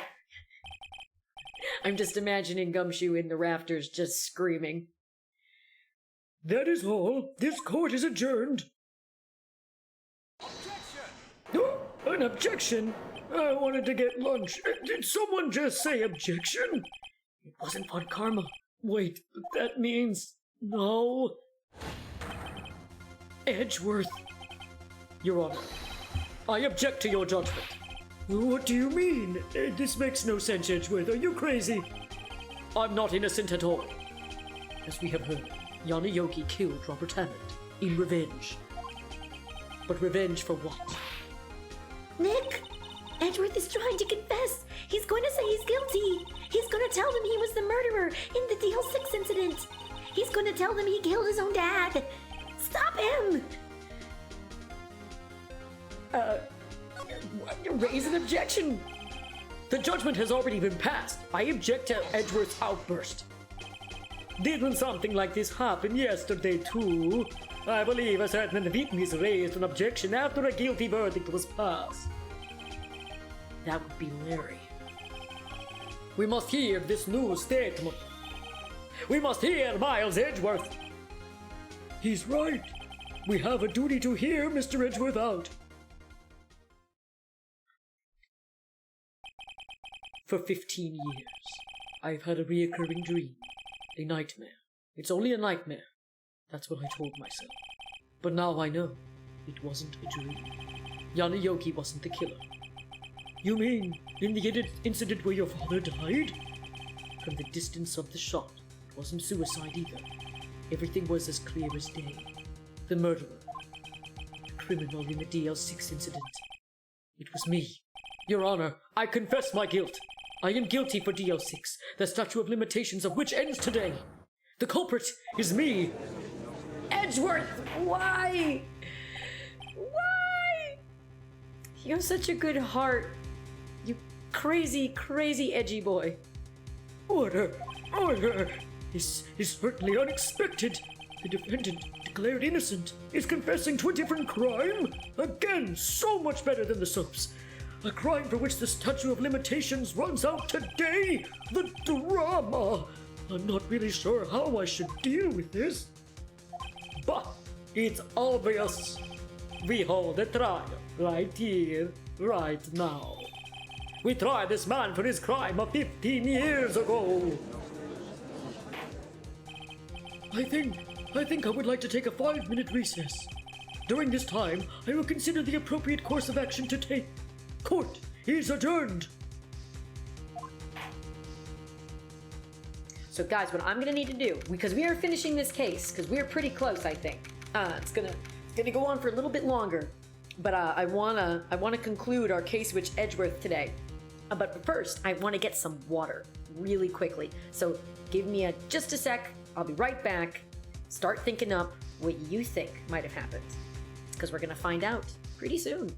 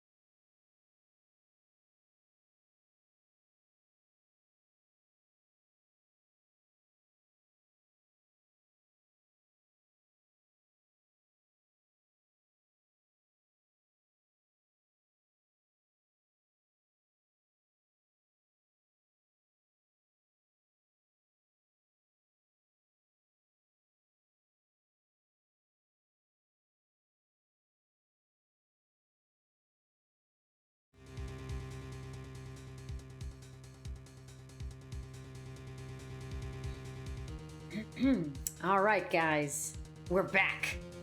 Did you have time to think? What do you think happened?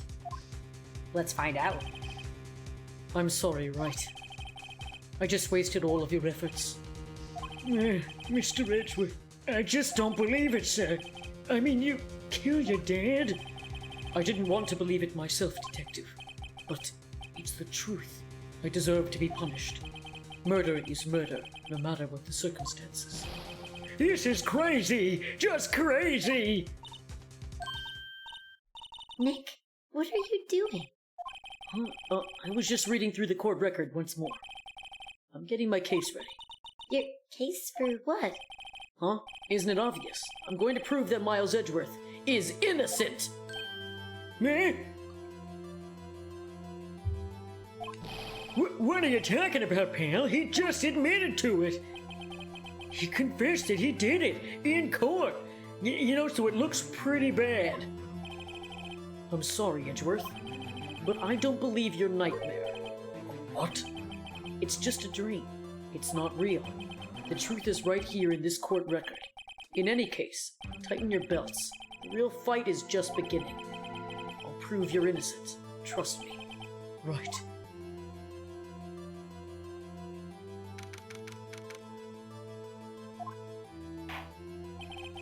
Now then, I would like to resume our trial.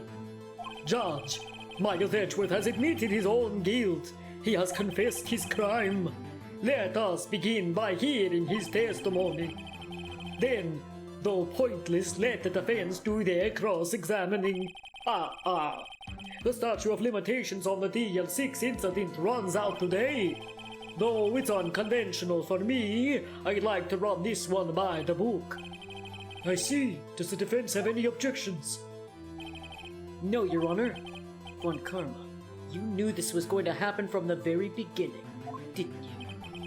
Very well. Will Miles Edgeworth take the stand?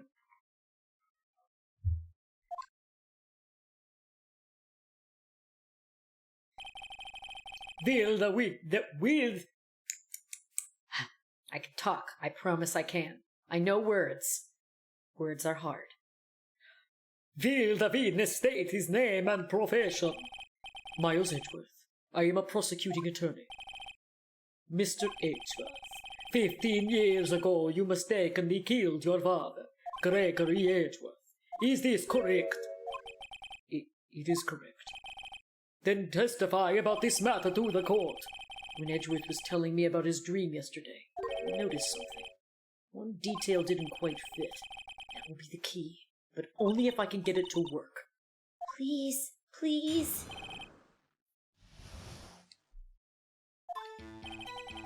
That day, I had gone to the courtroom to observe one of my father's trials. As we went to leave, an earthquake struck, trapping us in the elevator. My father and Mr. Yogi lost their composure and began to argue. Just then, something heavy fell at my feet. I picked it up and threw it at Mr. Yogi. I wanted them to stop fighting. A moment later, there was a single gunshot. Then, a scream.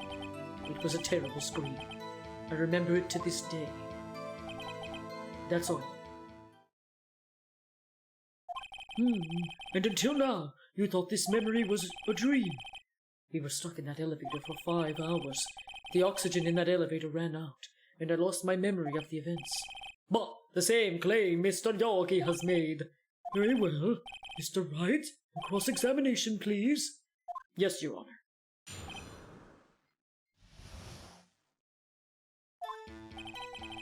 Okay.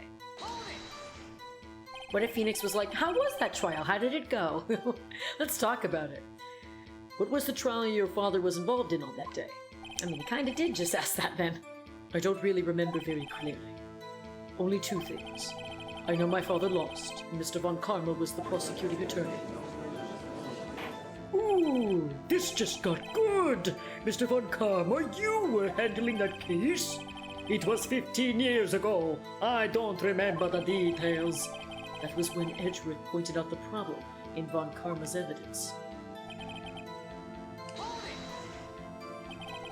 So there were 3 people, including yourself, trapped in that elevator. Yes, myself, my father, and Yanni Yogi.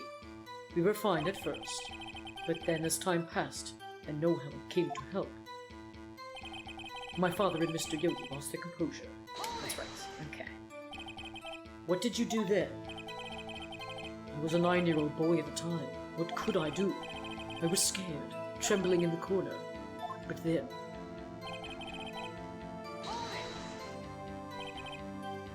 What was it? A pistol. I assume it was the bailiff's Yanni Yogi's. The safety must have come off when it fell from his holster.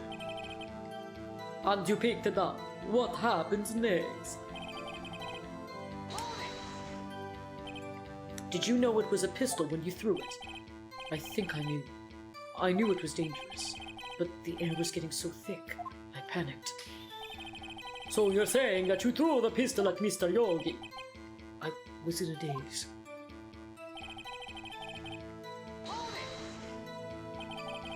The gun fired once. Yes, I think after I threw it, I lost consciousness. Since then, they've echoed in my head every day. That gunshot and that horrible scream. The scream.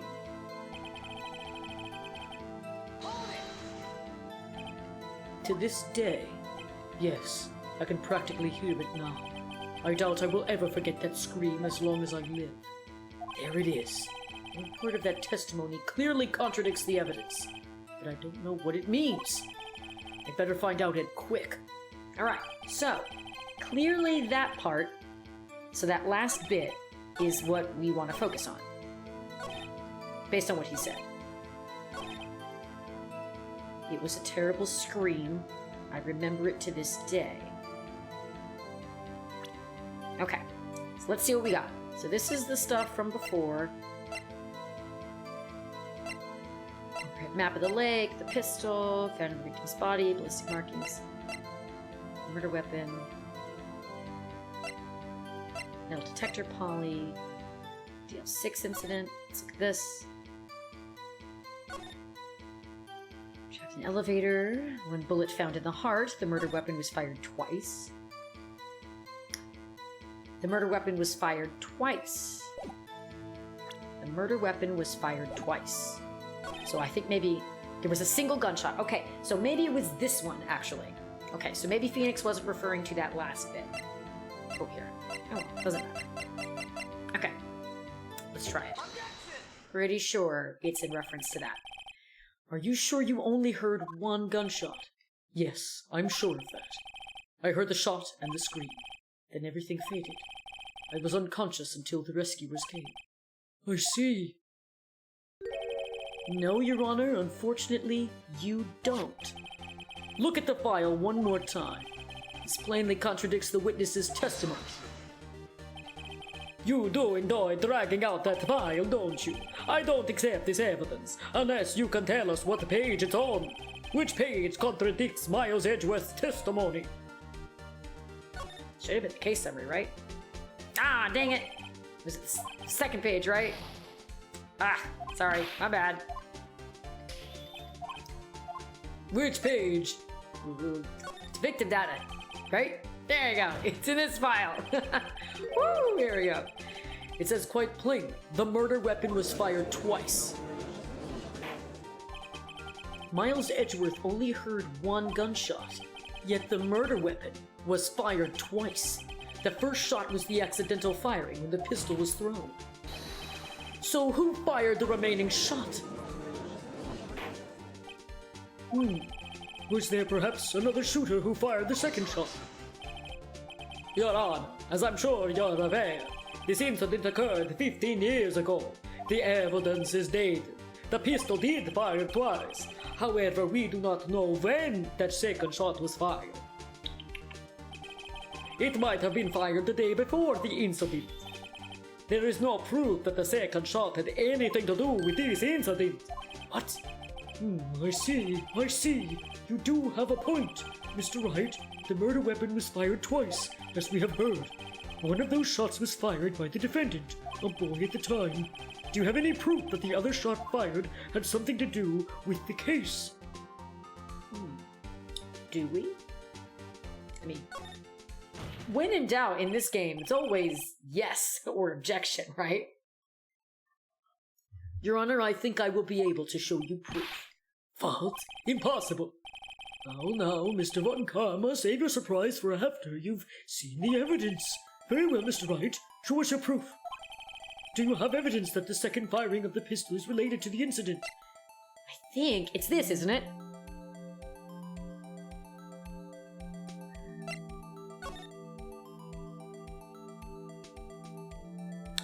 Oh, wait a minute. It might be this, because look at that bullet hole. The bullet hole is up by the window, or like the door of the elevator. And he's right there. Huh. Interesting. Because even if he was standing and then fell, that shot was too high. I think it's that. There we go. Look at this photograph. It should not make anyone in here laugh. This is a photograph of the scene of the crime 15 years ago. I can see that the victim lying there is Gregory. I can see that the victim lying there is Gregory Edgeworth. He was very fine, I have to say. What are you trying to say, Phoenix? This proves the murder weapon was fired twice at the time of the incident. This photo proves it. So, let me get this straight. This photo proves 2 shots were fired. Where? Your Honor, please get a clue. Show the judge. Pretty sure this is it. As should be obvious, the contradiction is here. I see. A bullet hole in the door. Your Honor, Gregory Edgeworth was killed by a shot from the pistol. Yet there was also a bullet hole in the elevator door. We also know that the murder weapon was fired twice. Thus, someone other than Edgeworth fired that second shot. Order! Order! Mr. Wright, what are you driving at? It's simple, Your Honor. At the time of the incident, 2 shots were fired. One went into Gregory Edgeworth's heart. The other hit the elevator door. Remember that the defendant lost consciousness after the shot he fired rang out? In conclusion, we must agree that the second shot was fired by someone else. Mr. Wright, but who could that someone else be? The murderer, of course. I knew I should have stepped in before your vile fantasies got out of hand. Mr. Wright, look once more at the Dl6 Incident case file. Look closely. Try the case summary page. Look at what is written there. Not a single clue was found on the scene. If the pistol had indeed been fired 2 times, then the other bullet would have been discovered at the scene. He does have a point. The second bullet has never been found. Why? Because the second bullet does not exist. The bullet that claimed Gregory Edgeworth's life was the one fired by his own son. That is the truth of this matter.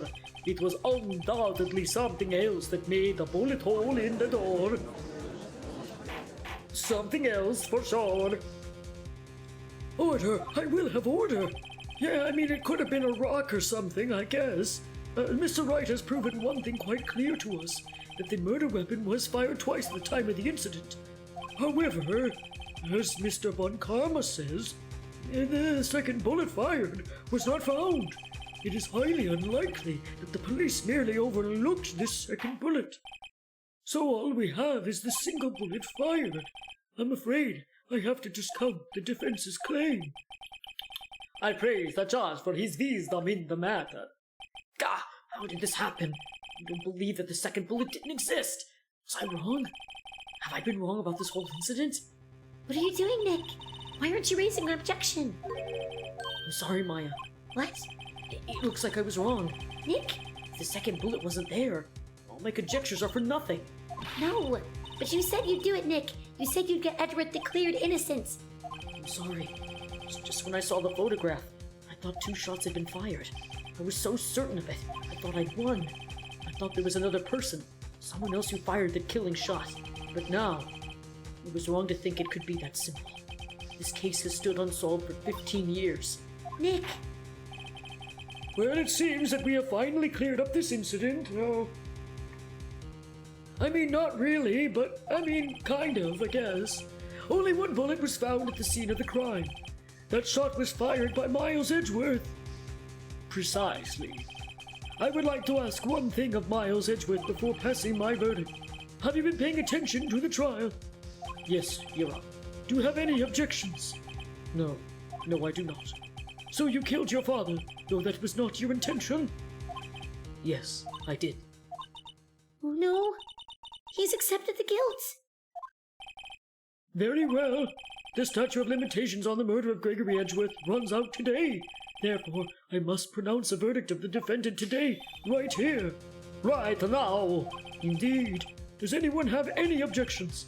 I've been here before. It's just like my first day in court. There are so many things I know I should be saying, but my mind's gone blank. I can't find the words. Of course you have an objection. It's the thing of this game. You object. Your Honor, I object. Tisk, tisk.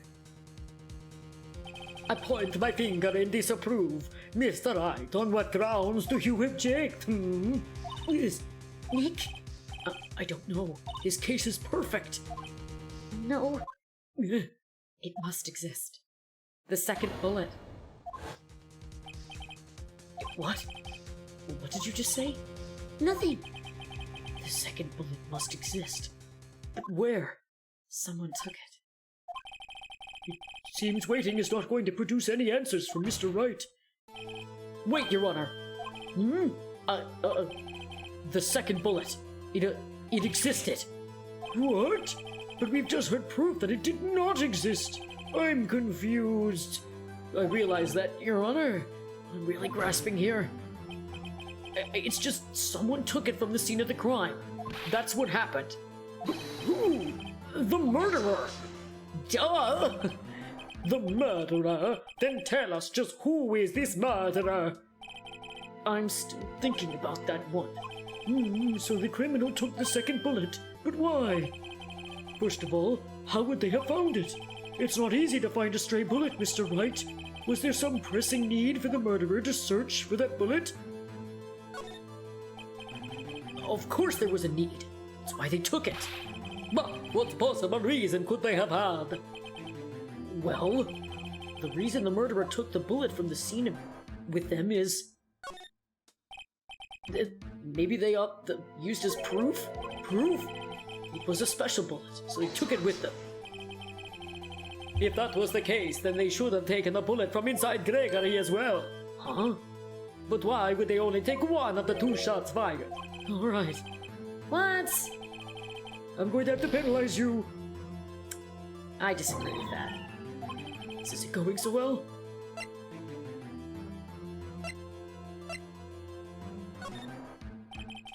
Why would the murderer have spent the time to look for the stray bullet? I haven't got a clue. What's wrong, Mr. Wright? But the murderer had no reason to take that bullet. You don't want to admit it, but it's true. He had to take it. Had to take it? The murderer? What does that mean? You're thinking too normal. Think crazy. Don't think why the bullet was taken. Think why the bullet had to be taken. Mr. Wright? Yes, Your Honor. I have no idea what I'm doing. What if he said that out loud? I have no idea what I'm doing. Well, the murderer had no intention of taking the bullet from the scene. But the murderer had to take that bullet. Had to, Mr. Wright? What do you mean? Well, for instance... For instance what? Maybe the bullet, hit the murderer? The bullet hit the murderer? Just saying, for instance. I mean, if it hit you, you would have to take it with you, wouldn't you? It's not like you could perform surgery right there, you know? Wait a second. I was just talking off the top of my head. But what if that's really what happened? Let me get this straight. So at the time of the murder, the murderer themselves was shot, and then they left the second bullet still inside of them, thus leaving only one bullet at the scene of the crime? Yeah, I guess that is how it worked, yeah. There's a problem with that. The other 2 people rescued from that elevator, Miles Edgeworth and Yanni Yogi, were both unarmed. So that would mean the murderer came from outside. Yeah. Kinda weird, I know. But very true. The 2 men inside the elevator. Trying to stop them, the boy picks up the pistol at his feet and throws it. The pistol discharges, and the bullet goes through the elevator door and hits the murderer outside. The boy loses consciousness. Then the murderer opens the elevator door and sees the men inside. Mr. Wright, you are truly the most unpredictable defense attorney I've ever known. You should write soap operas. I can tell you're grasping, and I cannot deny the possibility of what you say. What are you saying? Deny it! Deny it! No one involved with the incident was wounded. There was no murderer. No one was wounded at the time of the incident. He's right. I can't think of anyone. Hey, Nick. Huh? I just thought of something really crazy. Crazy? Remember what Mr. Grossberg said yesterday? I say, Gregory Edgeworth dealt a blow to his perfect trial record. Wow. It must have been quite a shock for Von Karma. He took a vacation for several months after that, you see. Yes, an unusual event for the man. That was the first and the last vacation he's taken in his many years of prosecuting. What if Von Karma didn't take that vacation because of shock? But it took it because he was injured. Which would mean It could only mean one thing. he was the murderer in the Dl6 Incident. He was the man who shot Gregory Edgeworth. It was Von Karma. Oh man, something wrong, Mr. Wright. You seem dazed. No, Your Honor. Well, you have indicated the possibility that the murderer came from outside. Can you give us the name of your suspect? Uh-oh. Should I come out and say it? I mean, why would we wait? Your Honor, there is a suspect. One lone suspect. Well, this is certainly interesting news. Very well, Mr. Wright. Who is your suspect? My hands are shaking. But what? Von Karma! Von Karma? Love that music. Bum, bum, bum, bum, bum, bum, bum, bum, bum. Such a bop.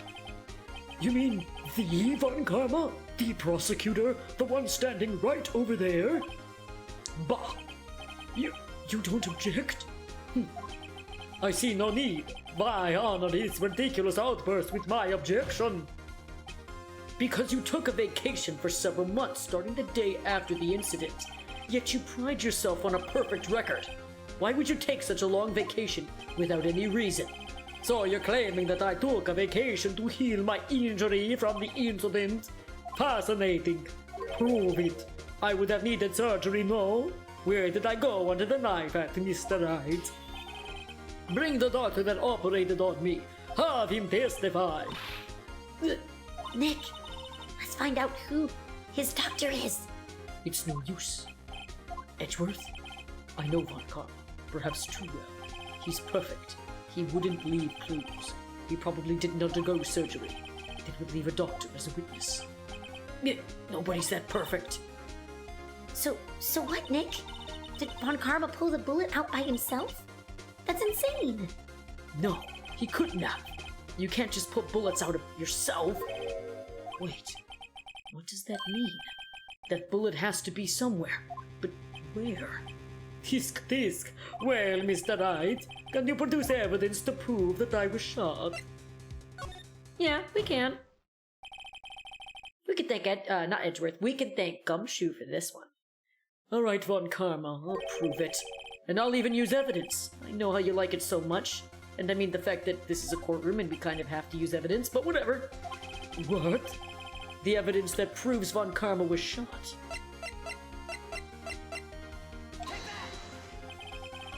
Von Karma is perfect. He wouldn't risk surgery, leaving an evidence trail. So then I ask, where is that bullet now? I think it unlikely that Von Karma performed surgery on himself. You don't mean... I do. There is the possibility that the bullet is still inside Von Karma. Is that even possible? For all these years? Well, there's one way to find out. We could use this metal detector. Well, Von Karma, I'm going to run this over you and see what we find. I'm sweating because I'm hot. Also, I refuse. You refuse? But refusing this means that you're sus as fuck right now. You acknowledge that the bullet is still inside you? Order!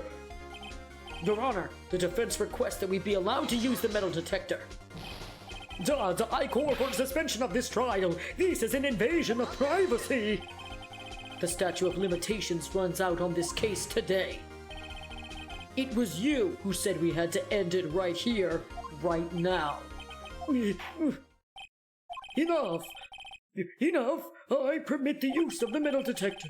Mr. Von Karma, you will submit yourself to testing. Nick, what does this mean? I don't know. We have to give it a shot. I don't know if that was a joke done on purpose, but it was funny to me. Ooh, sounds like we found something. It reacted. Something's inside his right shoulder. The bullet. Mr. Von Karma. You. It was you. I was afraid this would happen.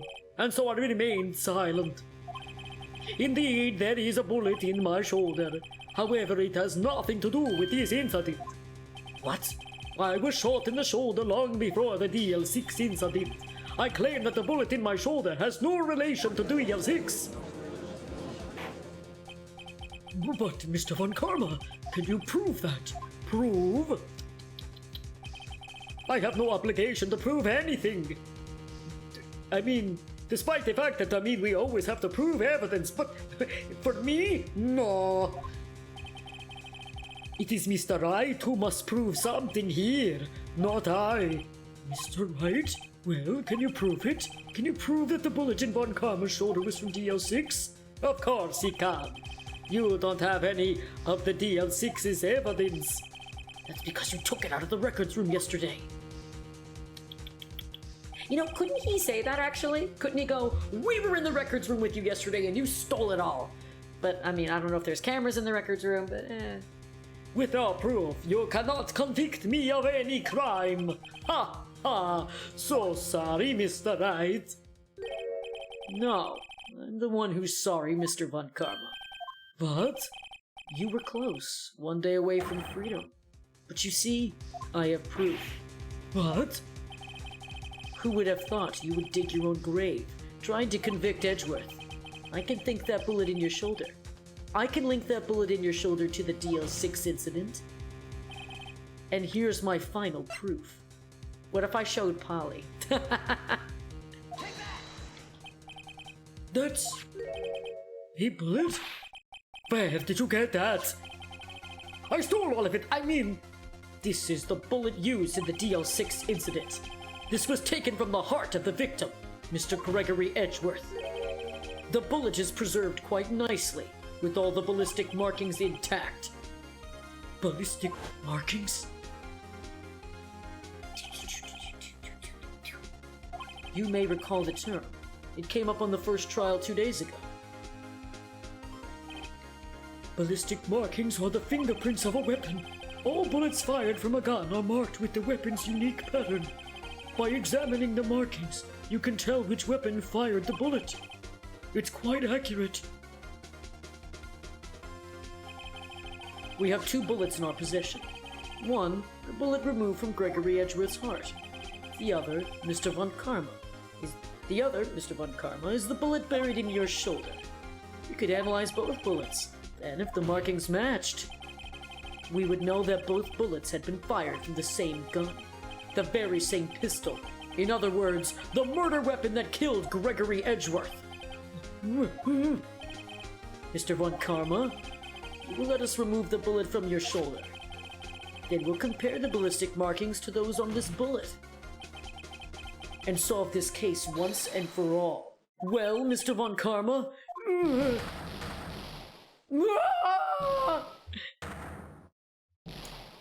Oh, man, he's really going.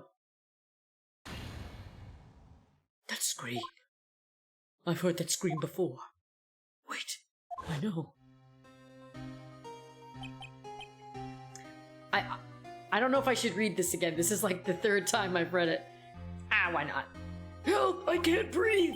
Quiet! I said quiet! You're not making this any easier. Stop breathing my air! I'll stop you! Stop breathing my air! Get away! Get away from my father!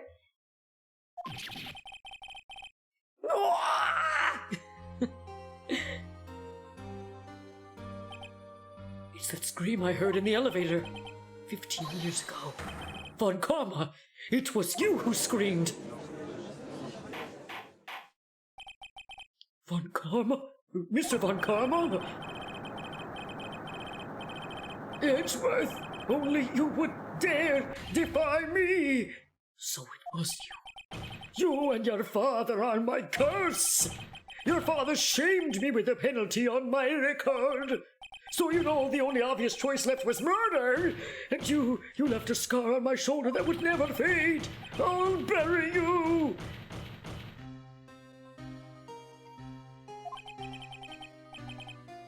Chief Prosecutor, I am sorry.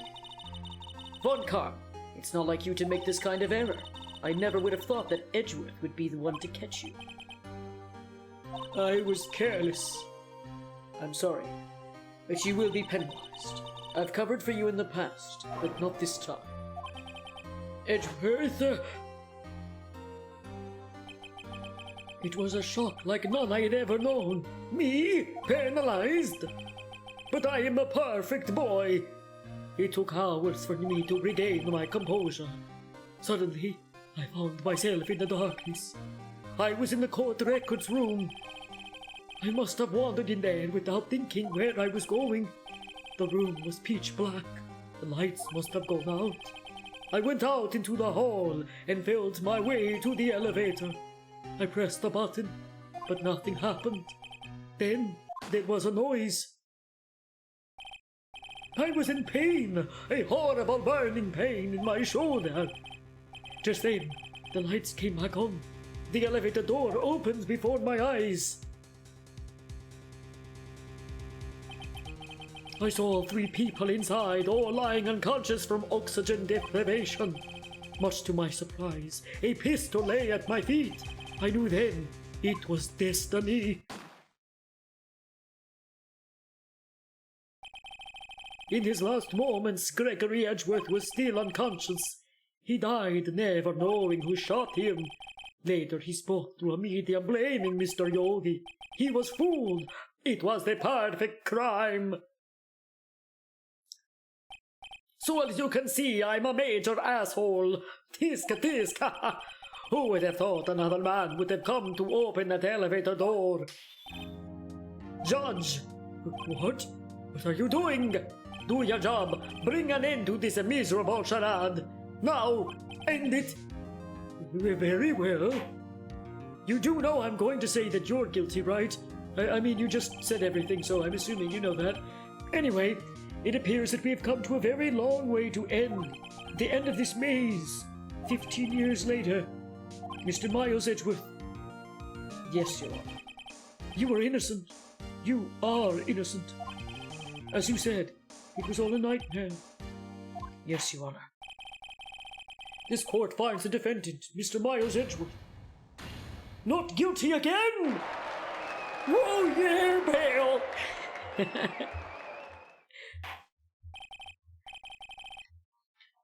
That is all. This court is adjourned.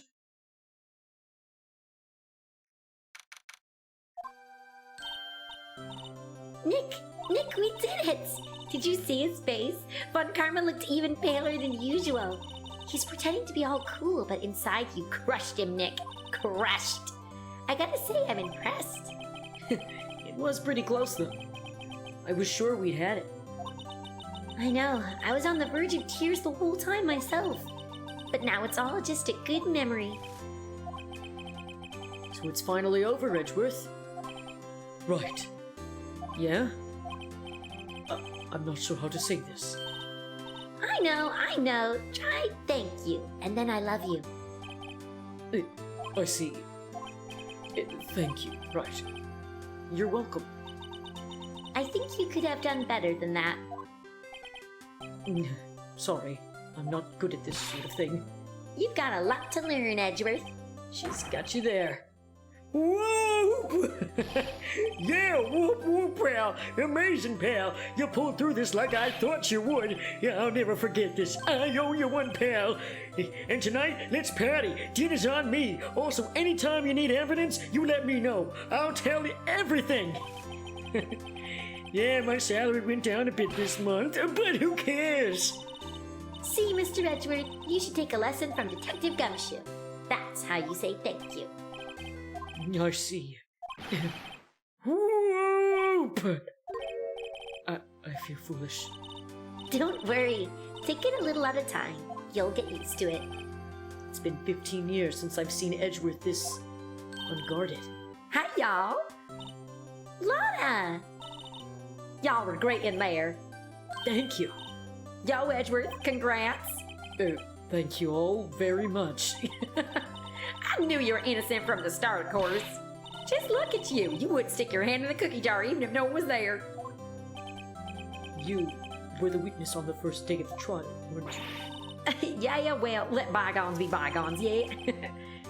speaking of which, what are you doing now, Lotta? Who, me? I went back to college. I gave up trying to be an investigative photographer pretty quick. Really? That's too bad. Huh? Isn't that the hot dog guy from the park? Huh? It's over, Nick! My life is over! Why this sad face, Larry? What happened now? Oh, Nick, I'm not long for this world. You don't look sick. It's Beyonce. She's gonna live in Paris, Nick. Paris, Nick. She's leaving me behind. Should have seen that coming. Yo, Edgy, there you are. Yes, here I am. Congrats, Edgy. Here's a little gift from me in celebration. Celebration? That's unusual for you. Harry Butts, you come along tonight too. My treat, pal. Huh? Oh, thanks. Looking forward to it. Yo, Nick. That's the suit that questioned me. When he says treat, that's not police talking prison food, right? Right? I think you'll be fine, Larry. Right. Yeah? What's up? That envelope that Larry gave me, it's got money in it. Well, yeah, that's not that strange. People give money away to celebrate sometimes.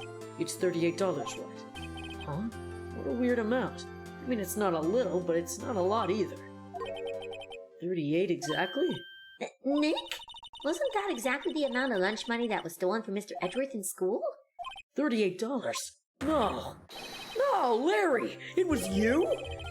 What are you so surprised about, Wright? Huh? Larry was absent that day from school, right? That doesn't automatically rule him out as a suspect. What? Think back to that day 15 years ago. Larry took the day off, but he was bored, so he came into school anyway.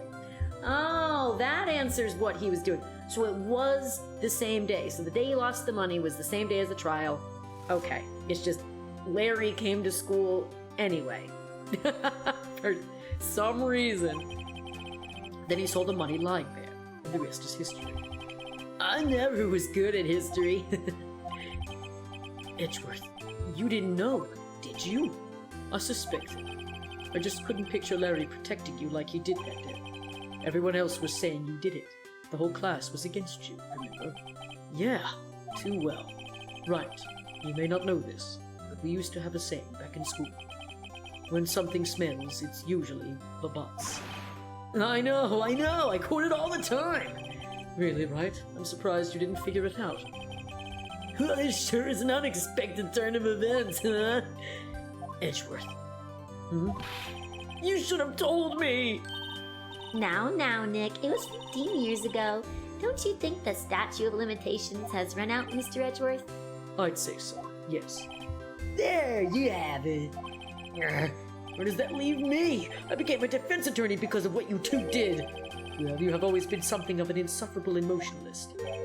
Yeah, and you get worked up too easily, too. Death! The death sentence for both of you! Phoenix, calm yourself, boy. Man, if only I'd known, I'd become a prosecutor. The same goes for me, only the other way around. For the longest time, I thought that I might have killed my own father. I thought I might be a criminal. I became a prosecutor, in part to punish myself. If I had known the truth, I might have become a defense attorney after all. Edgeworth, want to switch, right? That's good. Hey, y'all, line up. I'll take a photo. Hey, photo time! Let's go! And after that, dinner's on me! Detective Gumshoe took us out on the town that night. We celebrated Edgeworth's newfound freedom, even though Edgeworth himself was still in detention. Oh, really? That's kind of weird.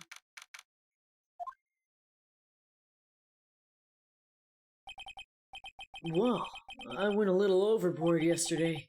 My head hurts. Ooh. Huh? It's only 5. Maybe I should go back to sleep. What's this? A letter? Wonder who it's from. That's right, all my Blue's Clues fans. I know you know it. Good morning, Nick. You were really impressive yesterday. Seeing you, it made me think about what I'm doing here. I'm a spirit medium, in training, of course. I wanted to help Mr. Edgeworth, too. I wanted to help you, but I couldn't. I was useless. So I've decided to go back to my training. I'll become a full-fledged spirit medium for starters. I couldn't say it to your face, so I left this letter. Goodbye, Nick. Goodbye? What time is it? The first trains for the mountains have already left the stations. To the stations!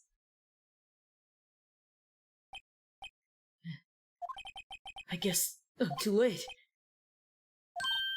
Hey! Nick? Maya! So, you're leaving? Yeah. It's hard being a spirit medium who can't talk to spirits. And I think you'll do fine without me, Nick. Be good, okay?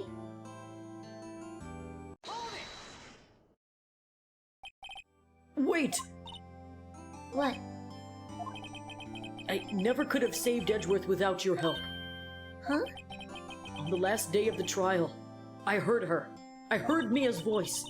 You heard my sister? Yes, only her voice, but still. It was at the very end of when I thought we'd lost everything. Well, that's my sister for you. Detective Gumshoe helped, and Mr. Grossberg, and even Larry. I'm the only one who couldn't help. It was useless, Nick. But you were the one who stopped on Karma, Maya. Huh? I didn't do anything! All I did was wander around in a daze. Sorry, but I have evidence that you helped. Evidence?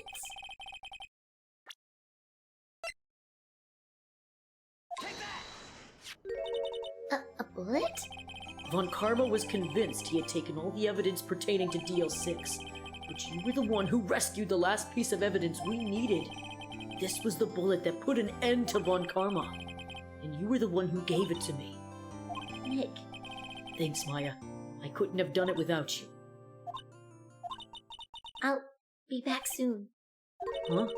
I'm going to complete my training and come back. Okay. I'll be waiting. Of course you will. You can't run that office by yourself. You're hopeless. I don't know about that. So, this is it. See you soon. Oh, see you soon, Maya. Aww. Aww. Thanks, Nick. Look at our girl go. Oh, to become a full-fledged spirit medium. Good job, Maya. And so my story ends. Time to turn a new page and say goodbye to the novice defense attorney that I once was. Now, a new story begins. The same old crazy cast of characters. Ha! Don't think you've graduated yet, amateur. Mr. Wright, perhaps you'd like to rethink that claim? Yes, Your Honor. Uh-oh, got a bad feeling about this.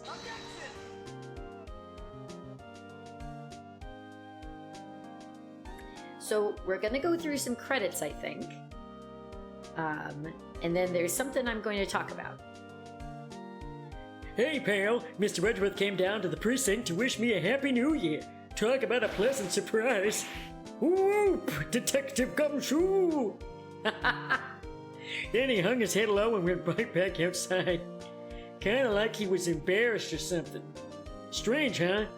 And I agree, Ergo. Yay! Indeed! Yays all around!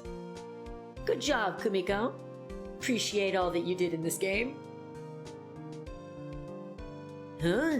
Nick? Nah, I haven't seen him lately. Who, me? Objection! That Missy's a nice lady, but she's not exactly... what, she's in Hawaii right now? Yeah.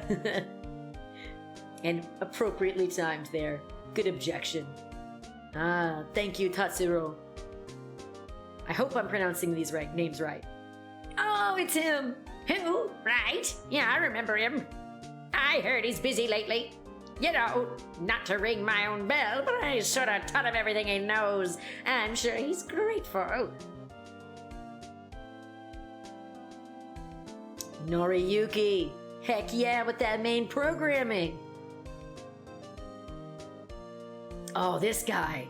Phoenix Wright. The defense attorney for whom I wrote that affidavit for, yes. Oh, you should know. I've taken over management of the Gatewater Hotel recently. Should you be in the area, please stop by. Programming. Masakatsu. Thank you. Him? Oh, it's you. Phoenix Wright. Yeah, me as understudy, was he not? I wonder how he's doing. Haven't seen him as of late. The days of my youth, like the scent of fresh lemon, you see.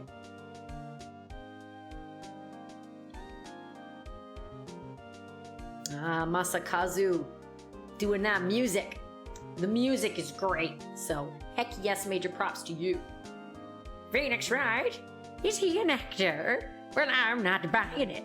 You can't be a star with a name like Phoenix. Did you know they're finally in the DVD setting the boxings? Now that I know what DVD is settings for everything these days, am I supposed to...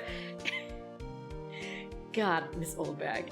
Oh, sound effects? Yes! So Atsushi! Thank you, Atsushi.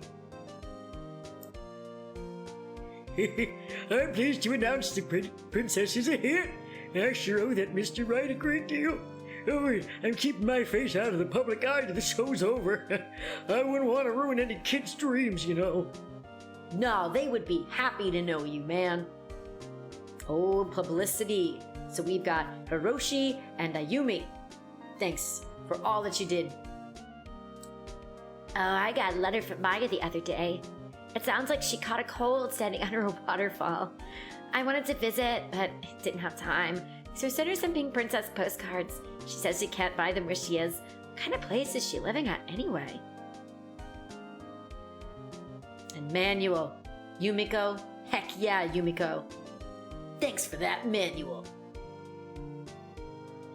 Right? Who's that? You wanna talk? Let's talk Pink Princess, alright? But, you know, I snuck into the studio the other day. And I saw her. The one inside the Pink Princess suit.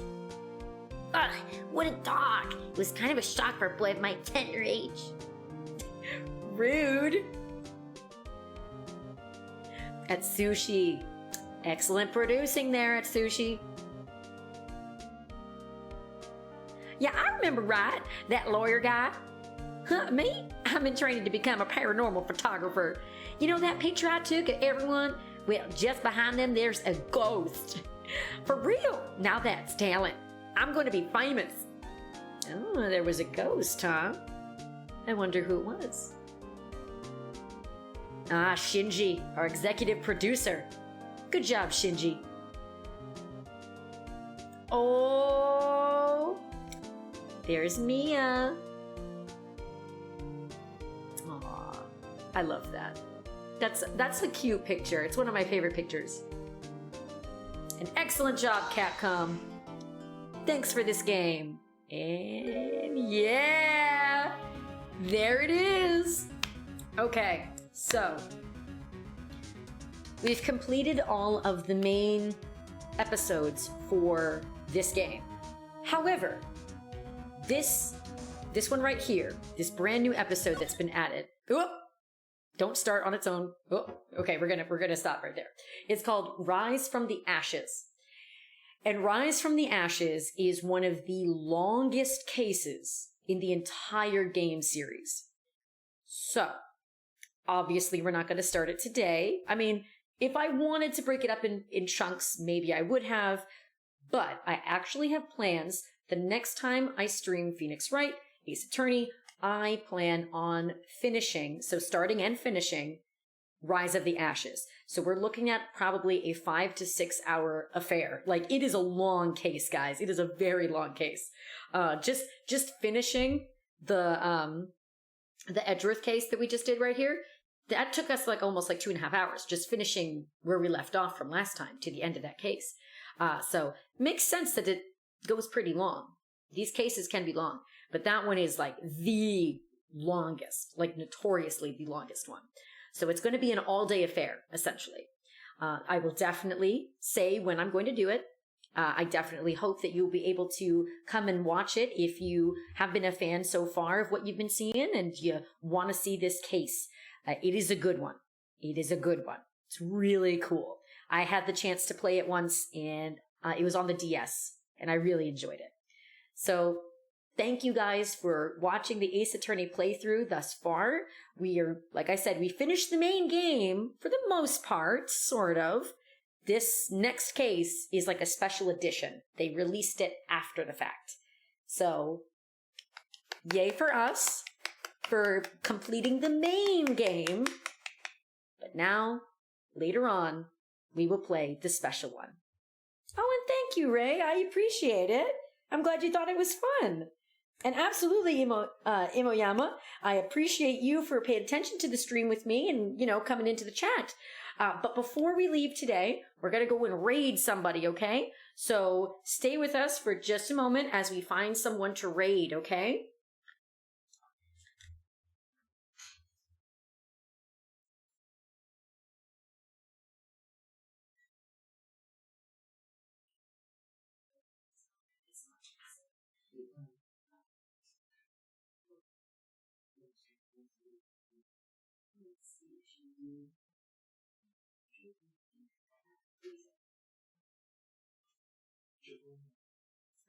Let's see. So there's a couple people that we could raid, but there's someone that started watching our channel when we first started, so I want to give him a little bit of love, or them a little love. So we're going to send you over to Senjuku's stream right now. So I hope you guys have fun, and thank you so much for going to the stream. Appreciate you guys. All right, have a good one. Bye.